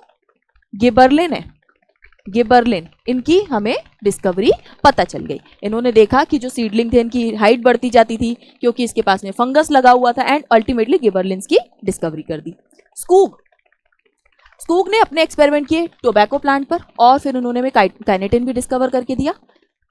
कजिन्स ने क्या किया, ऑरेंजेस एंड बनानास को यूज किया। इन्होंने ये देखा कि इनसे कुछ ना कुछ वोलेटाइल सब्सटेंस निकलता है जिससे कि बाकी के फल पक जाते हैं एंड दैट वाज इथाइलिन। आगे देखें, मेंडल ने अपने एक्सपेरिमेंट किए पाइसम सेटिवम यानी कि गार्डन पी पर बेटा। Again I am saying garden pea, इसको कोई भी स्वीट पी नहीं करेगा, it was a garden pea. ठीक, आगे बढ़े। द नेक्स्ट इज मॉर्गन ने ड्रोसोफिला मेलानोगैस्टर को अपने एक्सपेरिमेंट में यूज किया। ग्रिफिथ्स ने अपने एक्सपेरिमेंटल स्ट्रेप्टोकोकस निमोनिया पर किए। हार्शी एंड चेज ने बैक्टीरियोफेज और इकोलाई को यूज किया साथ में। मेसल्सन और स्टाल ने इकोलाई बैक्टीरिया को यूज किया, जबकि टेलर ने विसिया फाबा पर अपने एक्सपेरिमेंट्स किए थे और जैकब मोनॉड ने अपने इकोलाई को यूज किया लैक ओपेरॉन के कॉन्सेप्ट को बताने के लिए। ह्यूगो डी वेराइज ने इवनिंग प्रिमरोज को यूज किया था म्यूटेशन की थ्योरी बताने के लिए। ठीक, हर्बर्ट कोहेन एंड बोयर ने साल्मोनेला टाइफियूरियम एंड इकोलाई को यूज किया और बना दिया आरडीएनए, जबकि एली लिली जो कि एक अमेरिका की कंपनी है, इसने इंसुलिन बनाया इकोलाई को यूज करके। कॉर्नेल ने अपने एक्सपेरिमेंट किए बार्नेकल्स, बैलेनस और कैथेमेलस पर, और ये एक्सपेरिमेंट क्या थे कि भाई बैलेनस बड़ा वाला था, कैथेमेलस छोटा वाला था। CH स्टैंड फॉर छोटा, B स्टैंड्स फॉर बड़ा। जैसे ही बैलेनस हम रिमूव करते थे कैथेमेलस की ग्रोथ हो जाती थी। कंपटीशन का कॉन्सेप्ट इसने हमें बताया, elegant field experiment. MacArthur ने वर्बलर्स बीज को ऑब्जर्व किया और बताया कि ये अपना फोरेजिंग पैटर्न भी चेंज कर लेते हैं। अलेक्जेंडर फ्लेमिंग ने हमें स्टेफाइलोकोकाई बैक्टीरिया पर एक्सपेरिमेंट्स करके the next is name of places mention in NCERT biology. कई सारे प्लेसेस के नेम हमारी एनसीईआरटी में मेंशन है जो कि बहुत इंपॉर्टेंट है एंड कई बार हम लोग भूल जाते हैं कि मैम कौन सी चीज किस देश की है। तो चलिए फटाफट से एक बार रिकैप ले लेते हैं हमारे एग्जाम से पहले। तो सबसे पहला है ओबेरन, बेटा रशिया के थे ये। हेल्डेन इंग्लैंड के थे और इन्होंने ओपेरन एंड हाल्डेन हम लोग हाइपोथेसिस पढ़ते हैं और पूरा ओरिजिन ऑफ ऑर्गेनिक मैटर हम लोग ने देखा। फिर आता है एसएल मिलर, इन्होंने एक्सपेरिमेंट्स किए। फिर एल्फ्रेड वैलेस, इन्होंने मेले आर्चिपेलागो पर वर्क किया था बेटा, जबकि observation supporting evolution by natural selection ये हमें मिली इंग्लैंड से। ठीक, डार्विन ने वर्क किया गैलापागोस आइलैंड पर, जबकि सिलियंथ फिश जो है आपको ये साउथ अफ्रीका 1938 में मिली। कुछ फॉसिल जो कि हमारे मैन लाइक बोन्स के हैं, ये हमें इथियोपिया एंड तंजानिया में मिले। इथियोपिया एंड तंजानिया में ये हमें मिले। अगर हम मैन लाइक प्राइमेट की बात करें, तो ये ईस्टर्न अफ्रीका में हमें देखने के लिए मिले। ऑस्ट्रेलोपिथेकस ईस्ट अफ्रीका ग्रासलैंड में रहता था, जबकि होमो इरेक्टस के जितने भी हमारे फॉसिल हैं ये हमें जावा में मिले हैं। निएंडरथल मैन नियर ईस्ट या सेंट्रल एशिया में रहता था। अगर हम होमो सेपियंस की बात करें कहां से अराइज हुए हैं, तो ये अफ्रीका से अराइज हुए बेटा। फिर आ जाता है हमारा एरिथ्रोजाइलम कोका, जिससे हमें कोकेन मिलती है। ये नेटिव ऑफ साउथ अमेरिका है और एनसीईआरटी में बिल्कुल डायरेक्ट लाइन से क्वेश्चन पूछा जाता है एनसीईआरटी से।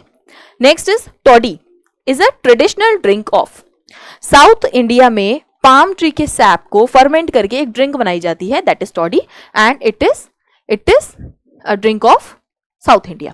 पेनिसिलिन को हम लोग यूज किया हमने वर्ल्ड वॉर सेकेंड में अमेरिकन सोल्जर्स को ट्रीट करने में, और इसके बाद में फिर साइंटिस्ट को नोबेल प्राइज भी दिया गया। एली लिली हमारी अमेरिका की कंपनी है जिसने इंसुलिन बनाया।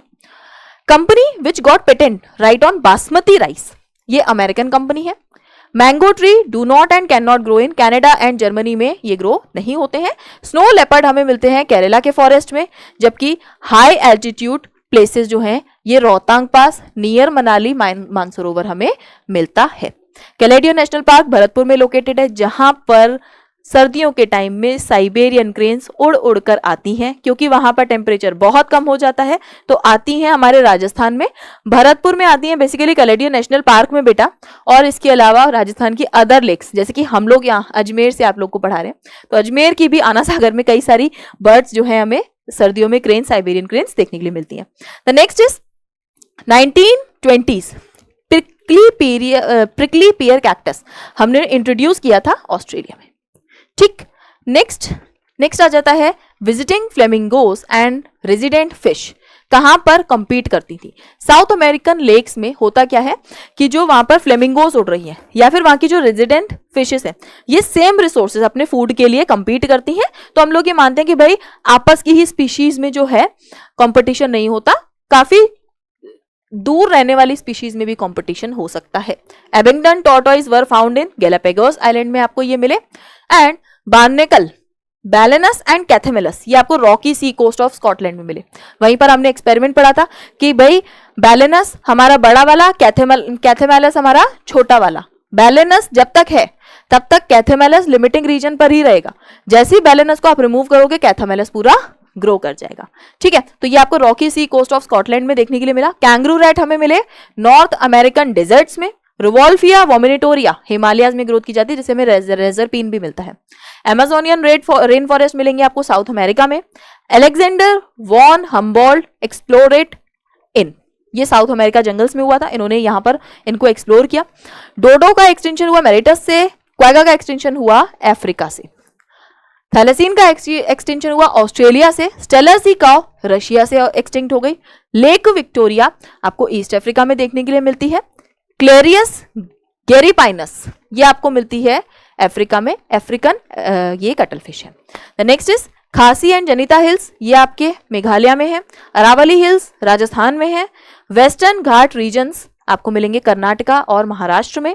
सरगुजा, चंद्रा एंड बस्त्रा रीजन आपके मिलेंगे आपको मध्य प्रदेश में। तो भाई कुछ रीजन्स, कुछ कंट्रीज के नेम्स आपकी एनसीईआरटी में इस तरीके से मेंशन है। चलिए हम लोग नेक्स्ट थिंग कर लेते हैं।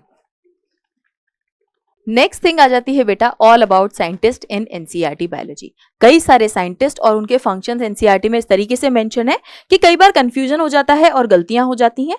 तो आप सभी के लिए यहाँ पर मेंशन है, भाई एक बार फटाफट से रिवाइज करना, जिससे कि गलतियां होने के चांसेस बिल्कुल जीरो तक हम लोग पहुंचा पाए। तो सबसे पहले आ जाते हैं हमारे एरिस्टोटल। इन्होंने सबसे पहले more scientific basis of classification बताया। दूसरे आ जाते हैं हमारे कैरलस लिनियस, इन्होंने two kingdom system of classification बताया। इन्होंने ही बायोनोमियल नॉमेनक्लेचर बताया। इन्होंने ही सिस्टेमा नेचुरी भी दी, और इन्होंने ही आगे हमें आर्टिफिशियल सिस्टम ऑफ क्लासिफिकेशन भी बताया है। आर.एच. विटेकर ने 5 किंगडम क्लासिफिकेशन बताया। बीच के बचे हुए 3 और 4 आपको नहीं करने हैं। द नेम वायरस हमें बीजरनिक ने बताया, जबकि डीजे इवानस्की ने मोज़ैक डिजीज ऑफ टोबैको बताया। ठीक, इन्होंने बताया कि कुछ माइक्रोब्स हैं जो कि तो मोज़ैक डिजीज करते हैं। बीजरनिक ने क्या किया, इन्फेक्शियस फ्लूइड को सेपरेट किया, जिन्हें इन्होंने कंटाजियम वीवियम फ्लूइडियम किया कहा, यानी कि इन्फेक्शियस लिविंग फ्लूइड। और जैसे ही इन्होंने ये बताया, इसके बाद में स्टेनले ने इनको क्रिस्टलाइज किया, यानी कि इन्होंने बताया कि वायरस कुड बी क्रिस्टलाइज। ठीक है, तो तीनों पॉइंट आपके क्या, सबसे पहला आपके बीजरनिक ने कंटाजियम वीवियम फ्लूइडियम दिया है, बीजरनिक ने ही टर्म दिया है वायरस, और स्टेनले ने इसको क्रिस्टलाइज किया है।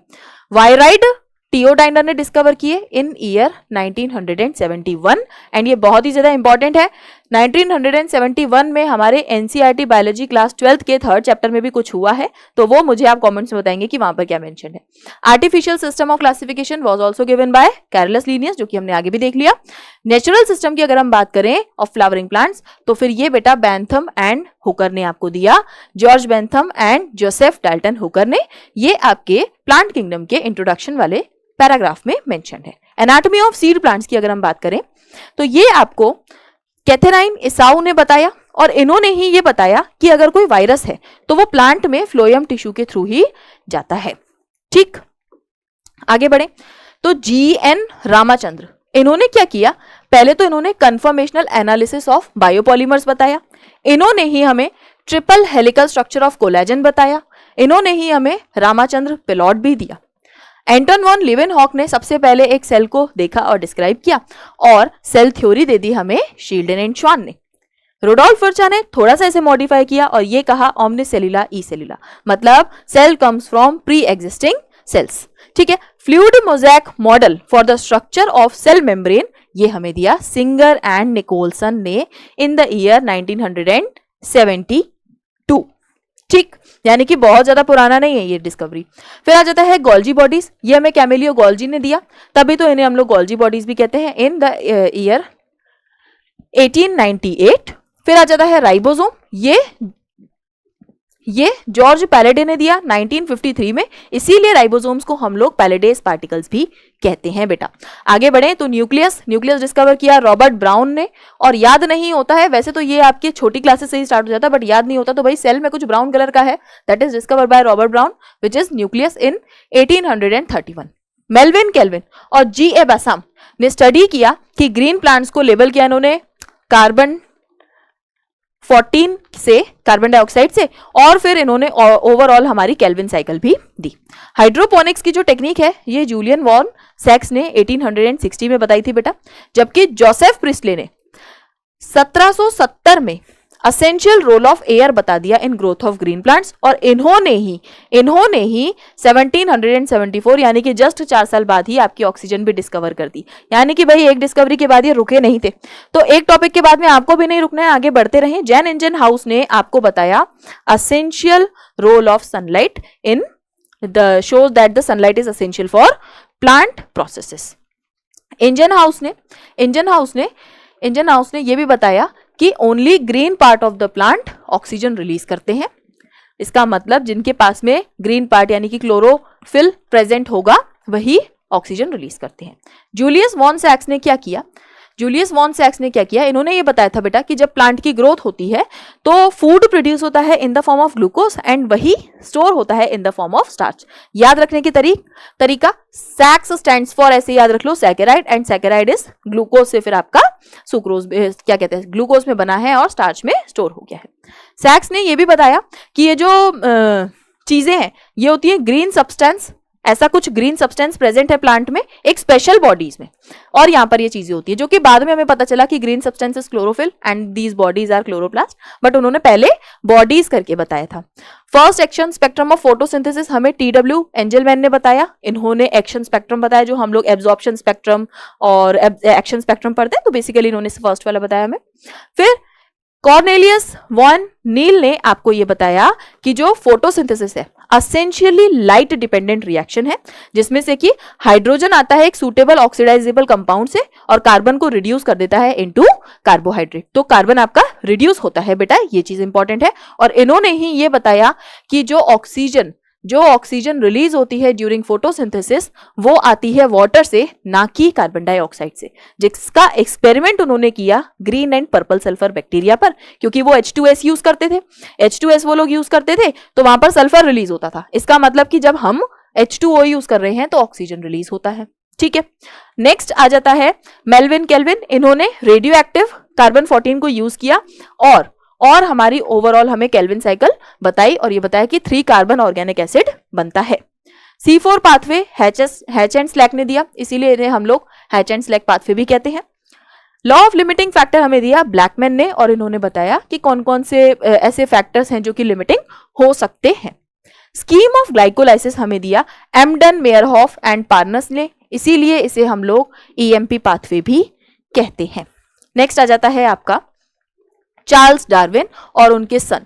इन्होंने कॉलियोप्टाइल ऑफ कैनरी ग्रासेस को ऑब्जर्व किया कि जहां पर लाइट होती है वहीं पर इनकी ग्रोथ होती रहती है।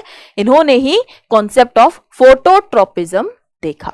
ठीक है, ऑक्सिन इन्होंने टिप्स ऑफ कोलियोप्टाइल से ऑब्जर्व किए। किसने? FW वेंट ने ऑक्सिन को ऑब्जर्व किया from the tip of oat seedling, coleoptile of oat seedling. ठीक, ई कुरोसावा ने क्या किया? इन्होंने बकाने या फिर फूलिश सीडलिंग डिजीज ऑब्जर्व की। राइस के सीडलिंग थे, छोटे छोटे से राइस के प्लांट्स, इन्होंने इनमें ये डिजीज होती देखी कि इनकी हाइट तो बढ़ती ही रहती थी। फिर इनको बाद में पता चला कि एक फंजाई है गिबरेला फ्यूजी कोराई, इसकी वजह से ये होता है। फिर फाइनली इन्होंने गिबरलिन्स की भी डिस्कवरी की।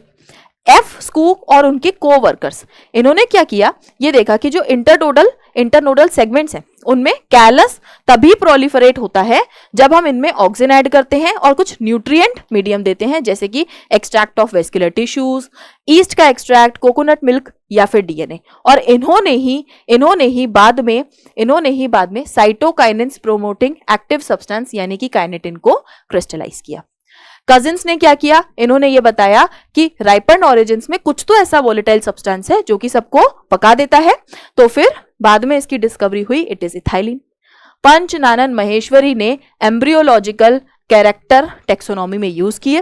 पंचनानन महेश्वरी ने ही टेस्ट ट्यूब फर्टिलाइजेशन और इंट्रा ओवेरियन पॉलिनेशन भी किया बेटा। अगर हम बात करें जॉर्ज मेंडल की, तो इन्होंने इनके बारे में तो बताना ही आपको पहले ही पता है, law of inheritance in living organisms हमें बताए। तो आगे बढ़ जाते हैं। द नेक्स्ट इज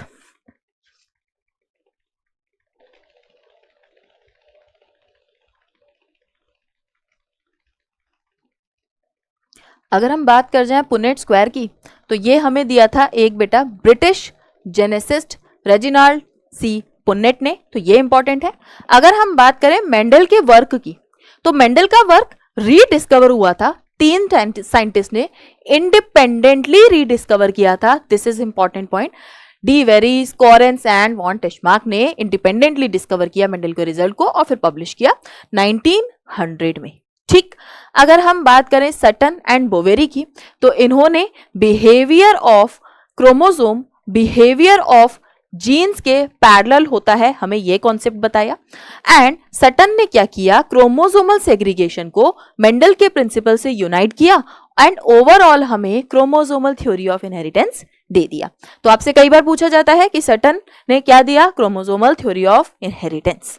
ठीक है, फिर आता है experimental verification of chromosomal theory of inheritance, तो ये हमें दिया थॉमस हंट मॉर्गन एंड उनके कलीग्स ने मिलकर। तो दोनों चीजें डिफरेंट है।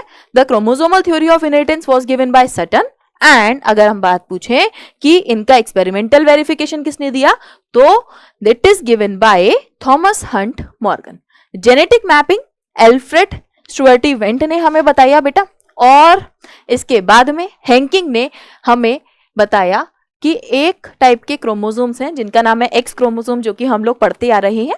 एट द टाइम उन्होंने स्ट्रक्चर देखा कि न्यूक्लियस में कुछ स्पेसिफिक स्ट्रक्चर, उन्होंने नाम दे दिया एक्स बॉडी, जिसको अब हम लोग एक्स क्रोमोसोम कहते हैं।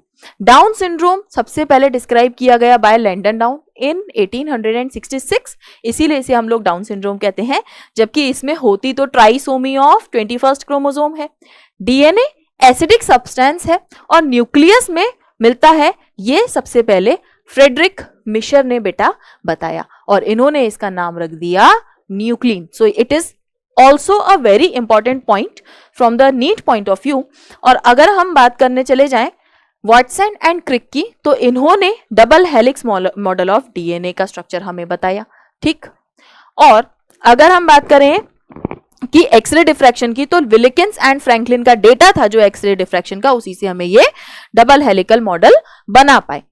ट्रांसफॉर्मिंग प्रिंसिपल हमें दिया फ्रेडरिक ग्रिफिथ्स ने, and biochemical characterisation of this transforming principle ये एवरी, मैक्लियोड और मैकार्टी ने बताया।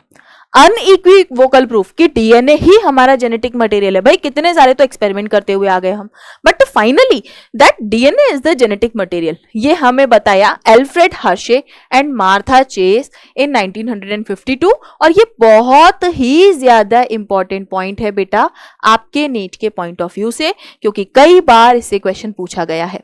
एंड याद करने का तरीका, भाई मार्था वॉज विमेन, तो भाई जहां पर आ गई मैडम, उसके बाद से ये अनइक्वल प्रूफ आपको मिल गया। इससे पहले तो सभी जो थे साइंटिस्ट मेन थे। फिर आ जाता है फ्रांसिस क्रिक, इन्होंने आपको बताया central dogma. Central dogma basically होता क्या है कि डीएनए से आरएनए बनता है, आरएनए से protein, it is central dogma, और ये बताया हमें फ्रांसिस क्रिक ने, ठीक है। डीएनए रेप्लिकेशन की स्कीम हमें वाटसन एंड क्रिक ने बताई, जबकि एक्सपेरिमेंटल प्रूफ कि डीएनए सेमी कंजर्वेटिवली रेप्लिकेट होता है इन प्रोकैरियोट, ये हमें बताया मेसलसन एंड स्टाल ने इन द ईयर 1958। और सेम ईयर 1958 में यूकैरियोट्स में क्या होता है ये हमें बताया टेलर और उनके कलीग्स ने, और ये एक्सपेरिमेंट हुआ था विसिया फाबा यानी कि फाबा बीन्स पर, ठीक है। जॉर्ज गैमो जो कि एक फिजिसिस्ट थे, it is very important point, जो कि एक फिजिसिस्ट थे, इन्होंने हमें यह बताया कि कोडॉन हमेशा ट्रिपलेट होता है, ठीक। अगर हम आगे बढ़े तो हरगोविंद खुराना ने आरएनए मॉलिक्यूल को सिंथेसाइज किया और इन्होंने कॉम्बिनेशन ऑफ बेसिस हमें बताया, ठीक। मार्शल नियनबर्ग ने हमें बताया सेल फ्री सिस्टम में प्रोटीन का सिंथेसिस, ठीक। एंड लैकोपेरन हमें दिया गया जैकब एंड मोनोड ने, ठीक। डीएनए फ्रेगमेंट्स को हम लोग ऑटोमेटेड डीएनए सीक्वेंस टैग की तरह यूज किया फ्रेडरिक सैंगर ने, एंड फ्रेडरिक सैंगर ने ही अमीनो एसिड सीक्वेंस का जो प्रोटीन में जो सीक्वेंस है वो इन्होंने हमें फाइनली बता दिया। आगे अगर हम बढ़े तो डीएनए फिंगरप्रिंटिंग की टेक्निक हमें एलेक जेफरेज ने बताई बेटा, और लुइस पास्चर ने डेमोन्स्ट्रेट किया कि लाइफ आती है प्री एग्जिस्टिंग लाइफ से। And finally spontaneous generation theory हमें दे दी लुइस पास्चर ने। ओपेरन एंड हाल्डेन आए और इन्होंने ये कहा कि लाइफ जो है pre existing non living organic molecule से आती है, जो कि फाइनली कंक्लूजन भी है। एंड एसएल मिलर ने इसके एक्सपेरिमेंट्स भी कर दिए। चार्ल्स डार्विन ने अपने HMS बीगल नाम की शिप में चीजें ऑब्जर्व की और फिर ये बताया कि जितने भी एग्जिस्टिंग लिविंग फॉर्म्स हैं ये सिमिलैरिटीज शेयर करते हैं जो कि मिलियन ऑफ ईयर्स पहले रहा करते थे। मतलब हम लोग हमेशा सिमिलैरिटीज शेयर करते हुए आगे इवॉल्व होते जा रहे हैं। एल्फ्रेड वैलेस ने मैले आर्चिपेलागो पर वर्क किया और उन्होंने डार्विन जैसे सेम कंक्लूजन्स निकाले कि survival of the fittest and natural selection वाले। लेमार्क ने use and disuse of organs बेटा बताया था, जबकि थॉमस माल्थस ने पॉपुलेशंस पर वर्क किया। ह्यूगो डी वेराइस ने आपके इवनिंग प्रिमरोज पर वर्क किया और इन्होंने आइडिया ऑफ म्यूटेशन बताया। ठीक है, तो ये इंपॉर्टेंट बहुत इंपॉर्टेंट पॉइंट है, ये बहुत ही ज्यादा इंपॉर्टेंट पॉइंट है, इसे नोट कर ले।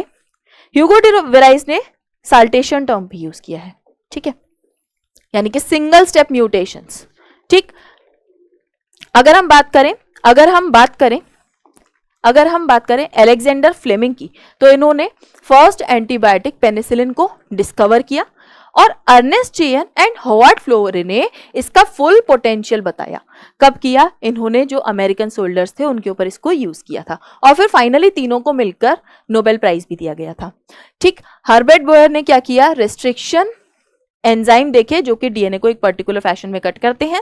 स्टैनले कोहेन ने मेथड बताए कि हम लोग प्लाज्मिड को कैसे रिमूव कर सकते हैं। ठीक, फर्स्ट रिकॉम्बिनेंट डीएनए बना दिया कोहेन एंड बॉयर ने in the year 1972 and Ramdeo Mishra जो है हमारे रामदेव मिश्रा जो है ये हमारे father of ecology in India है, father of ecology in India है। और कई बार आपसे क्वेश्चन पूछा जाता है कि फादर ऑफ इंडियन इकोलॉजी कौन है, तो इज रामदेव मिश्रा।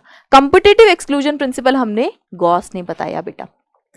आगे हम बढ़े तो रिसोर्स पार्टीशनिंग का जो कॉन्सेप्ट है वो मैकार्थर ने बताया कि भाई एक सेम ट्री पर अगर कोई रह रहा है तो उन्होंने रिसोर्सेस पार्टीशनिंग कर लेते हैं, साथ साथ रहते हुए कंपटीशन नहीं करते हैं, वो चीज बताई। Cost of ecosystem services Robert Costanza ने बताया कि भाई इस चीज का इतना कॉस्ट होना चाहिए, इस चीज का इतना कॉस्ट होना चाहिए जो कि आपको फ्री में मिल रही है। टर्म बायोडाइवर्सिटी हमें एडवर्ड विल्सन ने आगे जो है पॉपुलराइज किया था और ये एक सोशियो बायोलॉजिस्ट थे। तो आप ऐसे भी समझ सकते हैं कि इन्होंने पॉपुलराइज किया पूरे एनवायरनमेंट में अपने सभी पॉपुलेशन में। ठीक है, species area relationship Alexander von Humboldt ने दी, कई बार क्वेश्चन आया हुआ है।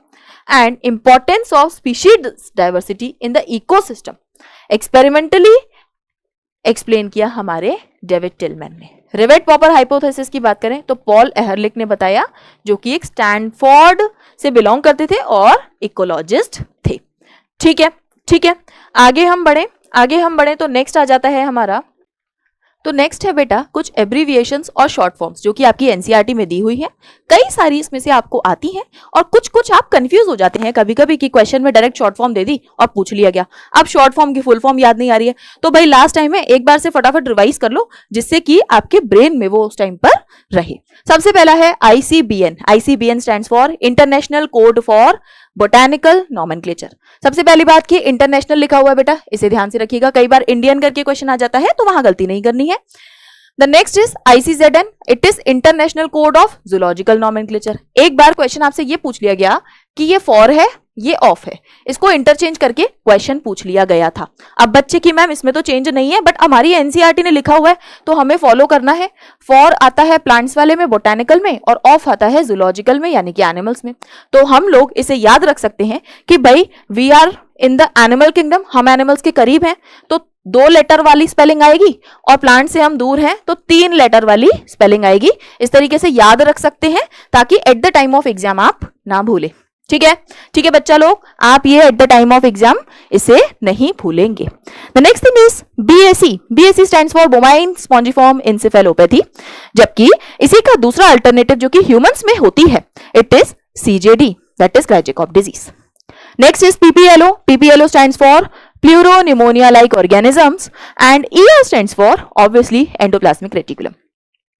एंडोप्लाज्मिक रेटिकुलम में अगर हम RER कहें, राइबोसोम चिपक जाए, तो ये हो गया रफ एंडोप्लाज्मिक रेटिकुलम। स्मूथ हो यानी कि SER हो तो it is smooth endoplasmic reticulum.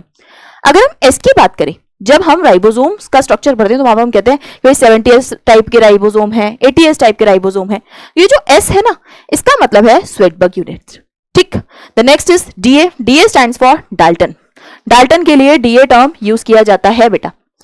DNA is deoxyribonucleic acid, जबकि RNA हमारा राइबोन्यूक्लिक एसिड। राइबोन्यूक्लिक एसिड में से एक और ऑक्सीजन हमने निकाल दिया है तो डीऑक्सीराइबोन्यूक्लिक एसिड बन जाता है, जो कि ज्यादा स्टेबल है, less reactive. SER in biomolecules stands for serine, CYS stands for cysteine, TYR stands for tyrosine, GLU stands for glutamic acid, HB stands for hemoglobin। Haemoglobin से जब हम लोग ऑक्सीजन बाइंड करते थे तो ये भी तो स्ट्रक्चर बनाते थे कि भाई हीमोग्लोबिन ने ऑक्सीजन के 4 मॉलिक्यूल्स को पकड़ के ऑक्सी हीमोग्लोबिन बना रखा है, तो हीमोग्लोबिन स्टैंड्स फॉर HB या फिर HB stands for haemoglobin. Next is ATP। ATP का मतलब एडिनोसिन ट्राइफॉस्फेट। ES की बात करें तो एंजाइम सबस्ट्रेट कॉम्प्लेक्स है बेटा, कई बार क्वेश्चन में ES ही लिखा हुआ आ जाता है at the place of enzyme substrate complex, तो ये काफी ज्यादा इंपॉर्टेंट है क्योंकि ये क्वेश्चंस में डायरेक्टली आ जाता है। एंड वही EP बनता है enzyme product complex. Correct. The next is S को हम लोग इस तरीके से अगर ब्रैकेट में क्लोज कर दे तो it stands for concentration of the substrate, जो कि हम लोग केमिस्ट्री में भी करते हैं ब्रैकेट में क्लोज करके। Vmax stands for maximum velocity and Km stands for Michaelis constant. ये इंपॉर्टेंट है, कई सारे बच्चे इसी में कंफ्यूज हो जाते हैं और इससे क्वेश्चन भी आया हुआ है, तो इसे जरूर से जरूर लिख लेना बेटा। Next one is G1 phase. G1 यानी कि आपकी गैप 1 फेज। फिर आती है S फेज, आपके इंटरफेस के पार्ट हैं बेटा, सिंथेसिस फेज जिसमें होता है डीएनए का सिंथेसिस, फिर आता है G2 फेज यानी कि gap 2 phase, and these all are part of interphase. The next is M phase. M phase is mitosis phase. पहले इंटरफेज आती है, फिर एम फेज आती है। एम फेज में सारा डिवीजन होता है, इट इज इंटरफेज। 90% से ज्यादा का समय यही है और यहीं पर सारी सिंथेसिस होती है। फिर आगे बढ़े, जी नॉट। कई बार सेल्स अब डिवाइड करना छोड़ देती हैं तो वो जी नॉट यानी कि क्वेसिएंट स्टेज में चली जाती हैं। The next abbreviation is PS. हम लोग फोटोसिंथेसिस में पीएस करके बहुत लिखते हैं, PS1 PS2, that stands for photosystem.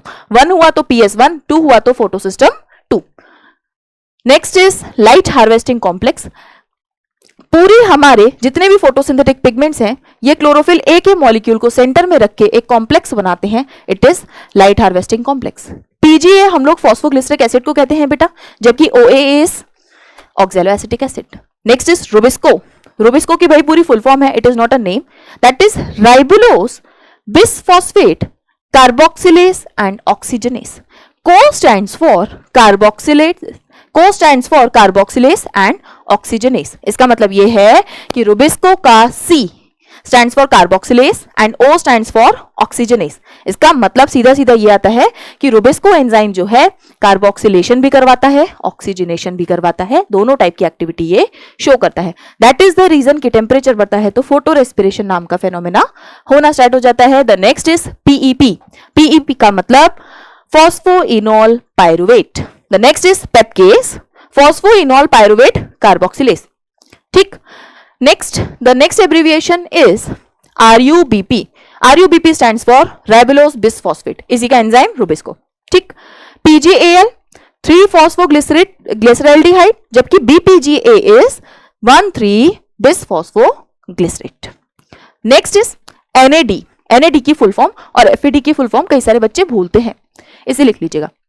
Nicotinamide adenine dinucleotide, यानी कि एक एंजाइम होता है basically, and FAD is flavin adenine dinucleotide. इसको बच्चे भूलते हैं, तो बेटा ये आप अपने पास में लिख कर रख लीजिएगा that NAD is nicotinamide adenine dinucleotide and FAD is flavin adenine dinucleotide. Correct, आगे बढ़े। कॉम्प्लेक्स 1 बनता है बेटा आपका NAD डिहाइड्रोजिनेस से, जबकि सेकंड बनता है FAD डिहाइड्रोजिनेस से। करेक्ट, इसी को हम लोग सक्सिनेट डिहाइड्रोजिनेज भी कहते हैं, और आप इसे याद ऐसे रख सकते हैं कि फर्स्ट तो हमारा NAD हो गया, सेकंड FAD है, सक्सेस मिल गई है इसको, ये सेकंड वाला है सक्सिनेट डिहाइड्रोजिनेज हो गया। इसके आगे जैसे ही आप थर्ड पे जाते हो तो इसमें BC1 कॉम्प्लेक्स बनता है, जबकि फोर्थ में जाते हो तो सिर्फ C1, एंड फिफ्थ तो हमारा ATP सिंथेसिस है ही। The next abbreviation is COA, यानी कि कोएंजाइम A को रिप्रेजेंट करता है बेटा ये। एसिटाइल कोएंजाइम A बेसिकली हम लोग पढ़ते भी हैं। लिंक रिएक्शन में the TCA stands for try carboxylic acid cycle, यानी कि सिट्रिक एसिड साइकिल। इसमें इसे ही हम लोग और कौन सी साइकिल कहते थे कमेंट्स में बताएंगे सभी। ETC इसका मतलब सिंपल है, electron transport chain. RQ respiratory question को रिप्रेजेंट करता है। हम लोग आ जाए PGRs में, यानी कि हमारे प्लांट ग्रोथ रेगुलेटर्स। PGRs इसमें कई सारे हमारे पास अवेलेबल है। Na is naphthalene acetic acid, इसे लिख लीजिएगा, ये बच्चे भूलते हैं। IAA indole 3 acetic acid, IBA is indole butyric acid. 2,4-D stands for 2,4-डाइहाइड्रोफिनॉक्सी 2,4-डाइक्लोरोफिनॉक्सी एसिटिक एसिड, जबकि GA का मतलब है गिबरलिक एसिड। GA का मतलब है गिबरलिक एसिड। तो ये वाले जितने भी फुल फॉर्म है, इसमें कई सारे बच्चे कंफ्यूज होते हैं आप में से और पूछते हैं आकर मैम इन्हें कैसे याद रखें, इन्हें भाई बार बार लिख लो, ठीक है। So these are important. Next is आगे बढ़े ABA। ABA का मतलब है एब्सिसिक एसिड। इतना हो गया हमारा प्लांट फिजियो। ह्यूमन फिजियो पर जैसे ही आते हैं तो TV stands for tidal volume, और इसका वॉल्यूम होता है 500 ml। 500 ml का ये होता है जितना आप नॉर्मल ब्रीद इन या फिर ब्रीद आउट कर रहे हैं, that is basically tidal volume. अगर हम ये बात करें कि मैम मुझे बहुत फोर्सफुली इंस्पायर करना है, that is inspiratory reserve volume. फिर आता है बहुत फोर्सफुली अगर आप एक्सपायर कर रहे हैं तो एक्सपिरेटरी रिजर्व वॉल्यूम यानी कि ERV। अगर आप इंस्पायर करने की कैपेसिटी जानना चाहते हैं अपनी, कि आप टाइडल वॉल्यूम को तो इंस्पायर कर ही सकते हैं, प्लस इंस्पिरेटरी रिजर्व वॉल्यूम को भी इंस्पायर कर सकते हैं, तो ये बन जाती है आपकी इंस्पिरेटरी कैपेसिटी। जबकि आपको एक्सपिरेटरी कैपेसिटी पता करनी हो तो आप टाइडल वॉल्यूम में एक्सपिरेटरी रिजर्व वॉल्यूम को ऐड कर दें, तो ये आपकी एक्सपिरेटरी कैपेसिटी हो जाती है। The next thing is FRC. एक ऐसा वॉल्यूम जिसको हम लोग रेजिडुअल वॉल्यूम प्लस ईआरवी कहते हैं।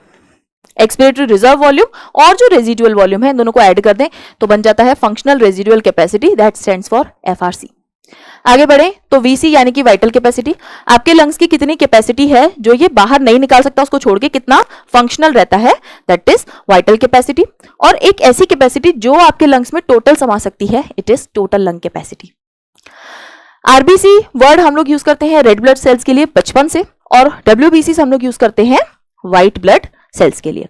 आरएच बेटा हम लोग जब भी ब्लड ग्रुपिंग पढ़ते हैं तो आरएच पॉजिटिव या नेगेटिव का कॉन्सेप्ट आता है, आरएच पॉजिटिव या नेगेटिव का कॉन्सेप्ट आता है। उसमें हम लोग बस यही बता रहे होते हैं कि इसके आरबीसीज के सरफेस पर आरएच एंटीजन प्रेजेंट है या नहीं।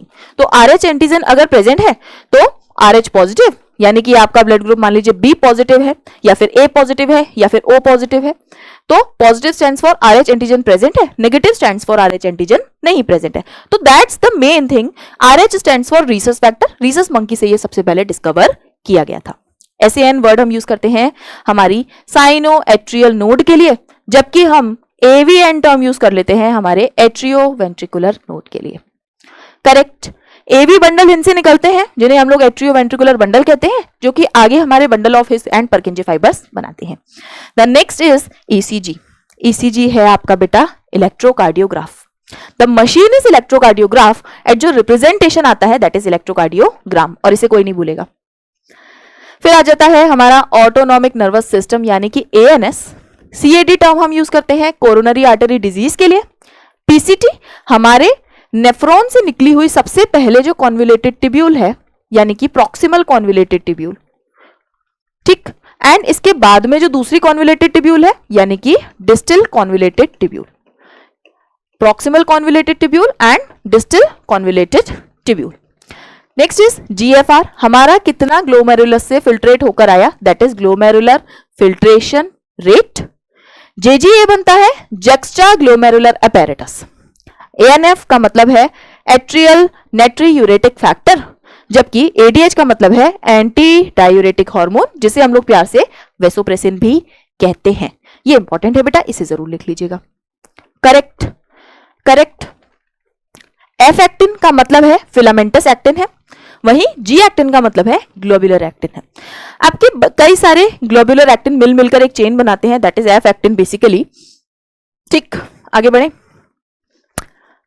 कुछ और टर्म। एचएमएम हम लोग यूज करते हैं मसल के स्ट्रक्चर में, that is heavy meromyosin, and LMM हम लोग यूज करते हैं लाइट मीरोमायोसिन के लिए। सीएनएस सेंट्रल नर्वस सिस्टम हमारा brain and spinal cord, and उनसे निकले हुए जितने भी नर्व फाइबर्स हैं these are peripheral nervous system का पार्ट है ये सब। GnRH stands for gonadotropin releasing hormone, जो कि हमारे हाइपोथैलेमस से आता है, जबकि एक जीएचआरएच है ग्रोथ हार्मोन रिलीजिंग हार्मोन, वो भी हमारे हाइपोथैलेमस से आता है। GH stands for growth hormone. PRL यानी कि प्रोलैक्टिन बेटा। टीएसएच का मतलब है थायराइड स्टिमुलेटिंग हार्मोन, पिट्यूटरी से रिलीज होता है, थायराइड ग्लैंड के पास जाता है, थायराइड ग्लैंड को स्टिमुलेट करता है उसके हार्मोन्स बनाने के लिए। एसीटीएच का मतलब है एड्रीनोकॉर्टिकोट्रोफिक हार्मोन, ये हमारी एड्रीनल ग्लैंड के पास जाता है। LH is luteinizing hormone. वहीं एफएसएच जो रिलीज हो रहा है it is follicle stimulating hormone, और हमारे ओवेरियन फॉलिकल्स को स्टिमुलेट भी करता है आगे डेवलप होने के लिए। एमएसएच का मतलब है मेलेनोसाइट स्टिमुलेटिंग हार्मोन, हमारी बॉडी की पिगमेंटेशन के लिए। T3 जो कि हमारी थायराइड ग्लैंड का हार्मोन है, ट्राई आयोडोथायरोनिन, जबकि T4 stands for tetra iodothyronine, और इसी को हम लोग थायरोक्सिन भी कहते हैं। कई सारे बच्चे इस चीज में कंफ्यूज हो जाते हैं कि मैम दोनों को मिलाकर कहते हैं क्या थायरोक्सिन। नो बेटा no, only the tetraiodothyronine is known as thyroxine, और इसे तो आप लिख लेना। करेक्ट। आगे बढ़े। Next is TCT. टीसीटी का मतलब थायरो कैल्सिटोनिन।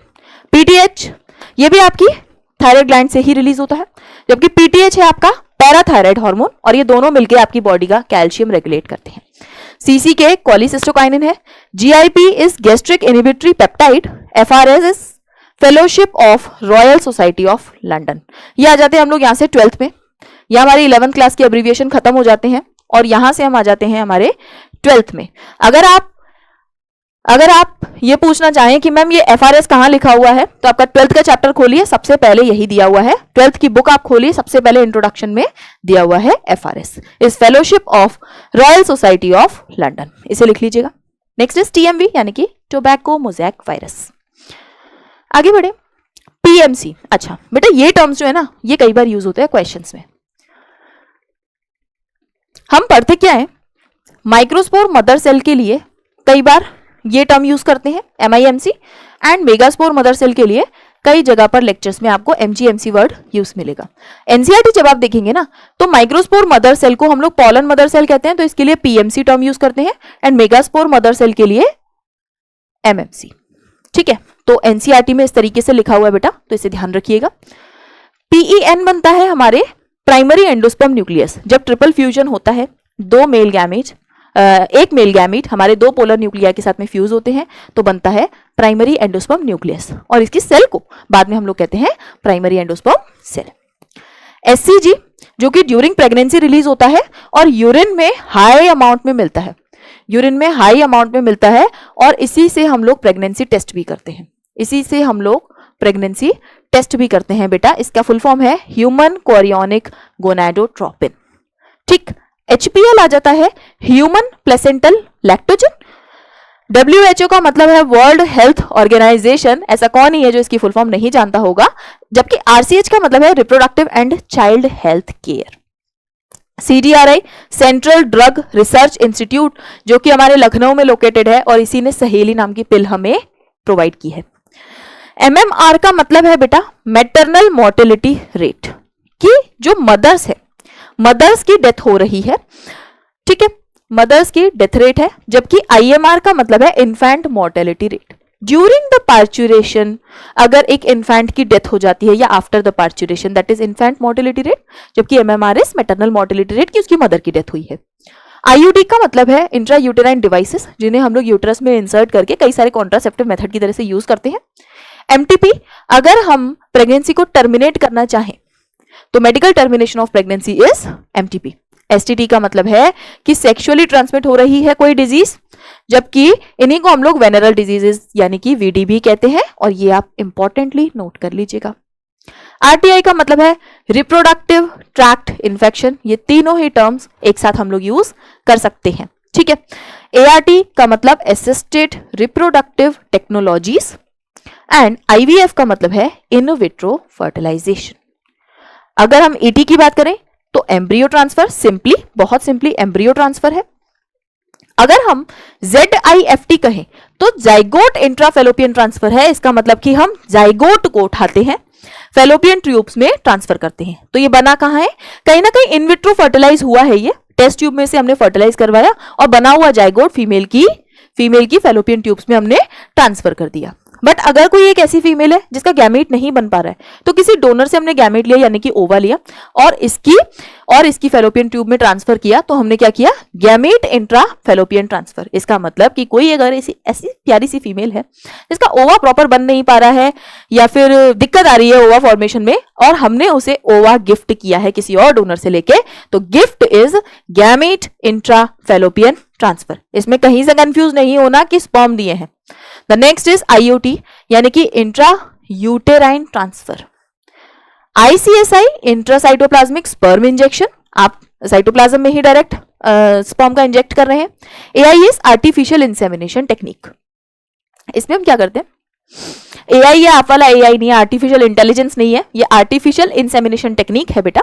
इसमें हम करते क्या है, स्पर्म जो है उसे हम लोग फीमेल रिप्रोडक्टिव ट्रैक्ट में आर्टिफिशियली इंसेमिनेट करते हैं। मे भी अगर इरेक्शन का इश्यू है तो हम लोग ये टेक्नोलॉजी यूज करते हैं। Next is intra uterine insemination, uterus में इंसेमिनेट करवा रही हैं। F1 यहां से जैसे हम लोग हमारा principles of inheritance and variation chapter है, वहां पर हम लोग क्रॉसिंग कराते हैं और first filial second filial generation देखते हैं। तो F1 stands for filial first, F2 stands for filial second, F3 stands for filial third generation. ठीक, वेल टर्म यूज किया गया है वेलिन के लिए। जब आप सिकल सेल एनीमिया पढ़ते हो तो वहां पर आपको समझ में आएगा। पीकेयू का मतलब है फिनाइल कीटोनूरिया। भाई पीकेयू डिजीज करके अगर क्वेश्चन आ जाए तो फिनाइल कीटोनूरिया समझ जाना। ईएम का मतलब है इलेक्ट्रॉन माइक्रोस्कोप। एनएचसी का मतलब है नॉन हिस्टोक्रोमोसोमल प्रोटीन्स। एसएनआरएनए का मतलब है स्मॉल न्यूक्लियर आरएनए, जबकि एचएनआरएनए का मतलब है हेट्रोजीनस न्यूक्लियर आरएनए। एसआरएनए का मतलब सॉल्यूबल आरएनए। एंड पीएचई हम लोग टर्म यूज करते हैं बेटा फिनाइल एलेनिन के लिए, एमईटी फॉर मीथियोनिन। यूटीआर हम लोग टर्म यूज करते हैं अनट्रांसलेटेड रीजन्स के लिए, जो ट्रांसलेशन हुआ है फिर अनट्रांसलेटेड जो रीजन्स बचते हैं बेसिकली उसके लिए हम लोग यूटीआर टर्म यूज करते हैं। और एचजीपी में हम लोग ह्यूमन जीनोम प्रोजेक्ट था जिसमें भाई पूरा का पूरा इन्होंने प्रोजेक्ट को पूरा ह्यूमन जीनोम इन्होंने है डिस्कस किया था। ईएलएसआई का मतलब है ethical, legal and social issues. ये बेटा एनसीईआरटी में टर्म यूज किया गया है और ये हो सकता है कि इस तरीके से पूछ भी ले, तो इसे ध्यान से नोट कर लेना। फिर आता है ईएसटी। ईएसटी का मतलब है expressed sequence tags. The next is BAC YAC, BAC and YAC, bacterial artificial chromosome, yeast artificial chromosome. SNP term हम यूज करते हैं बेटा सिंगल न्यूक्लियोटाइड पॉलीमॉर्फिज्म के लिए। वीएनटीआर हम लोग यूज करते हैं variable number of tandem repeats के लिए। ठीक, माया MYA हम लोग बोलते हैं ना इतने मिलियन ईयर एगो है, उतने बिलियन ईयर एगो है, तो टर्म्स में पढ़ते पढ़ते भाई रिवाइज करते करते माया बाया लिखना स्टार्ट कर देते हैं। That is million years ago and BYA stands for billion years ago. PMNL polymorphonuclear leukocytes के लिए टर्म यूज किया गया है। CMI stands for cell mediated immunity. MALT mucosal associated lymphoid tissue, और ये आपका कितना प्रतिशत होता है ये भी आप मुझे कमेंट्स में बताएंगे। Next is ads. एड्स का भाई सभी को पता है एक्वायर्ड इम्यूनोडेफिशिएंसी सिंड्रोम, और इसका मतलब बहुत गहरा है कि भाई आपने लाइफ टाइम में एक्वायर किया है, ये इम्यून सिस्टम को बिल्कुल डेफिशिएंसी कर देता है। एंड सिंड्रोम स्टैंड्स फॉर, इसमें एक सिम्टम नहीं इसमें ग्रुप ऑफ सिम्टम्स आते हैं, ग्रुप ऑफ डिजीजेस हो जाती हैं। HIV का मतलब है ह्यूमन इम्यूनो डेफिशिएंसी वायरस। ये ह्यूमन की इम्यूनिटी को खराब कर देता है, हमारी हेल्पर टी सेल्स को किल कर देता है, जिसकी वजह से हमें एड्स हो जाता है। ELISA is enzyme linked immunosorbent assay. It is basically test. TH का मतलब है हेल्पर टी लिम्फोसाइट। ये ध्यान रखिएगा, TH का मतलब है हेल्पर टी लिम्फोसाइट। ये एनसीईआरटी ने यूज किया है भाई। नाको का मतलब है नेशनल एड्स कंट्रोल ऑर्गेनाइजेशन। भाई कई सारी ये नाकोस अवेलेबल होती हैं लगभग हर सिटी में। तो कभी ऐसा हो कि भाई एड्स के सिम्टम लग रहे हैं तो यहां पर जाके आप टेस्ट करवा सकते हैं। एनजीओ नॉन गवर्नमेंटल ऑर्गेनाइजेशन के लिए यूज किया जाता है term. CONC use for cellular oncogene. ठीक, CT यानी कि कंप्यूटेड टोमोग्राफी। MRI यानी कि मैग्नेटिक रेजोनेंस इमेजिंग।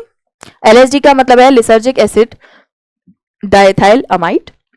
MOET का मतलब है multiple ovulation embryo transfer technique, जबकि IRRI हो गई आपकी इंटरनेशनल राइस रिसर्च इंस्टीट्यूट जो कि फिलीपींस में लोकेटेड है।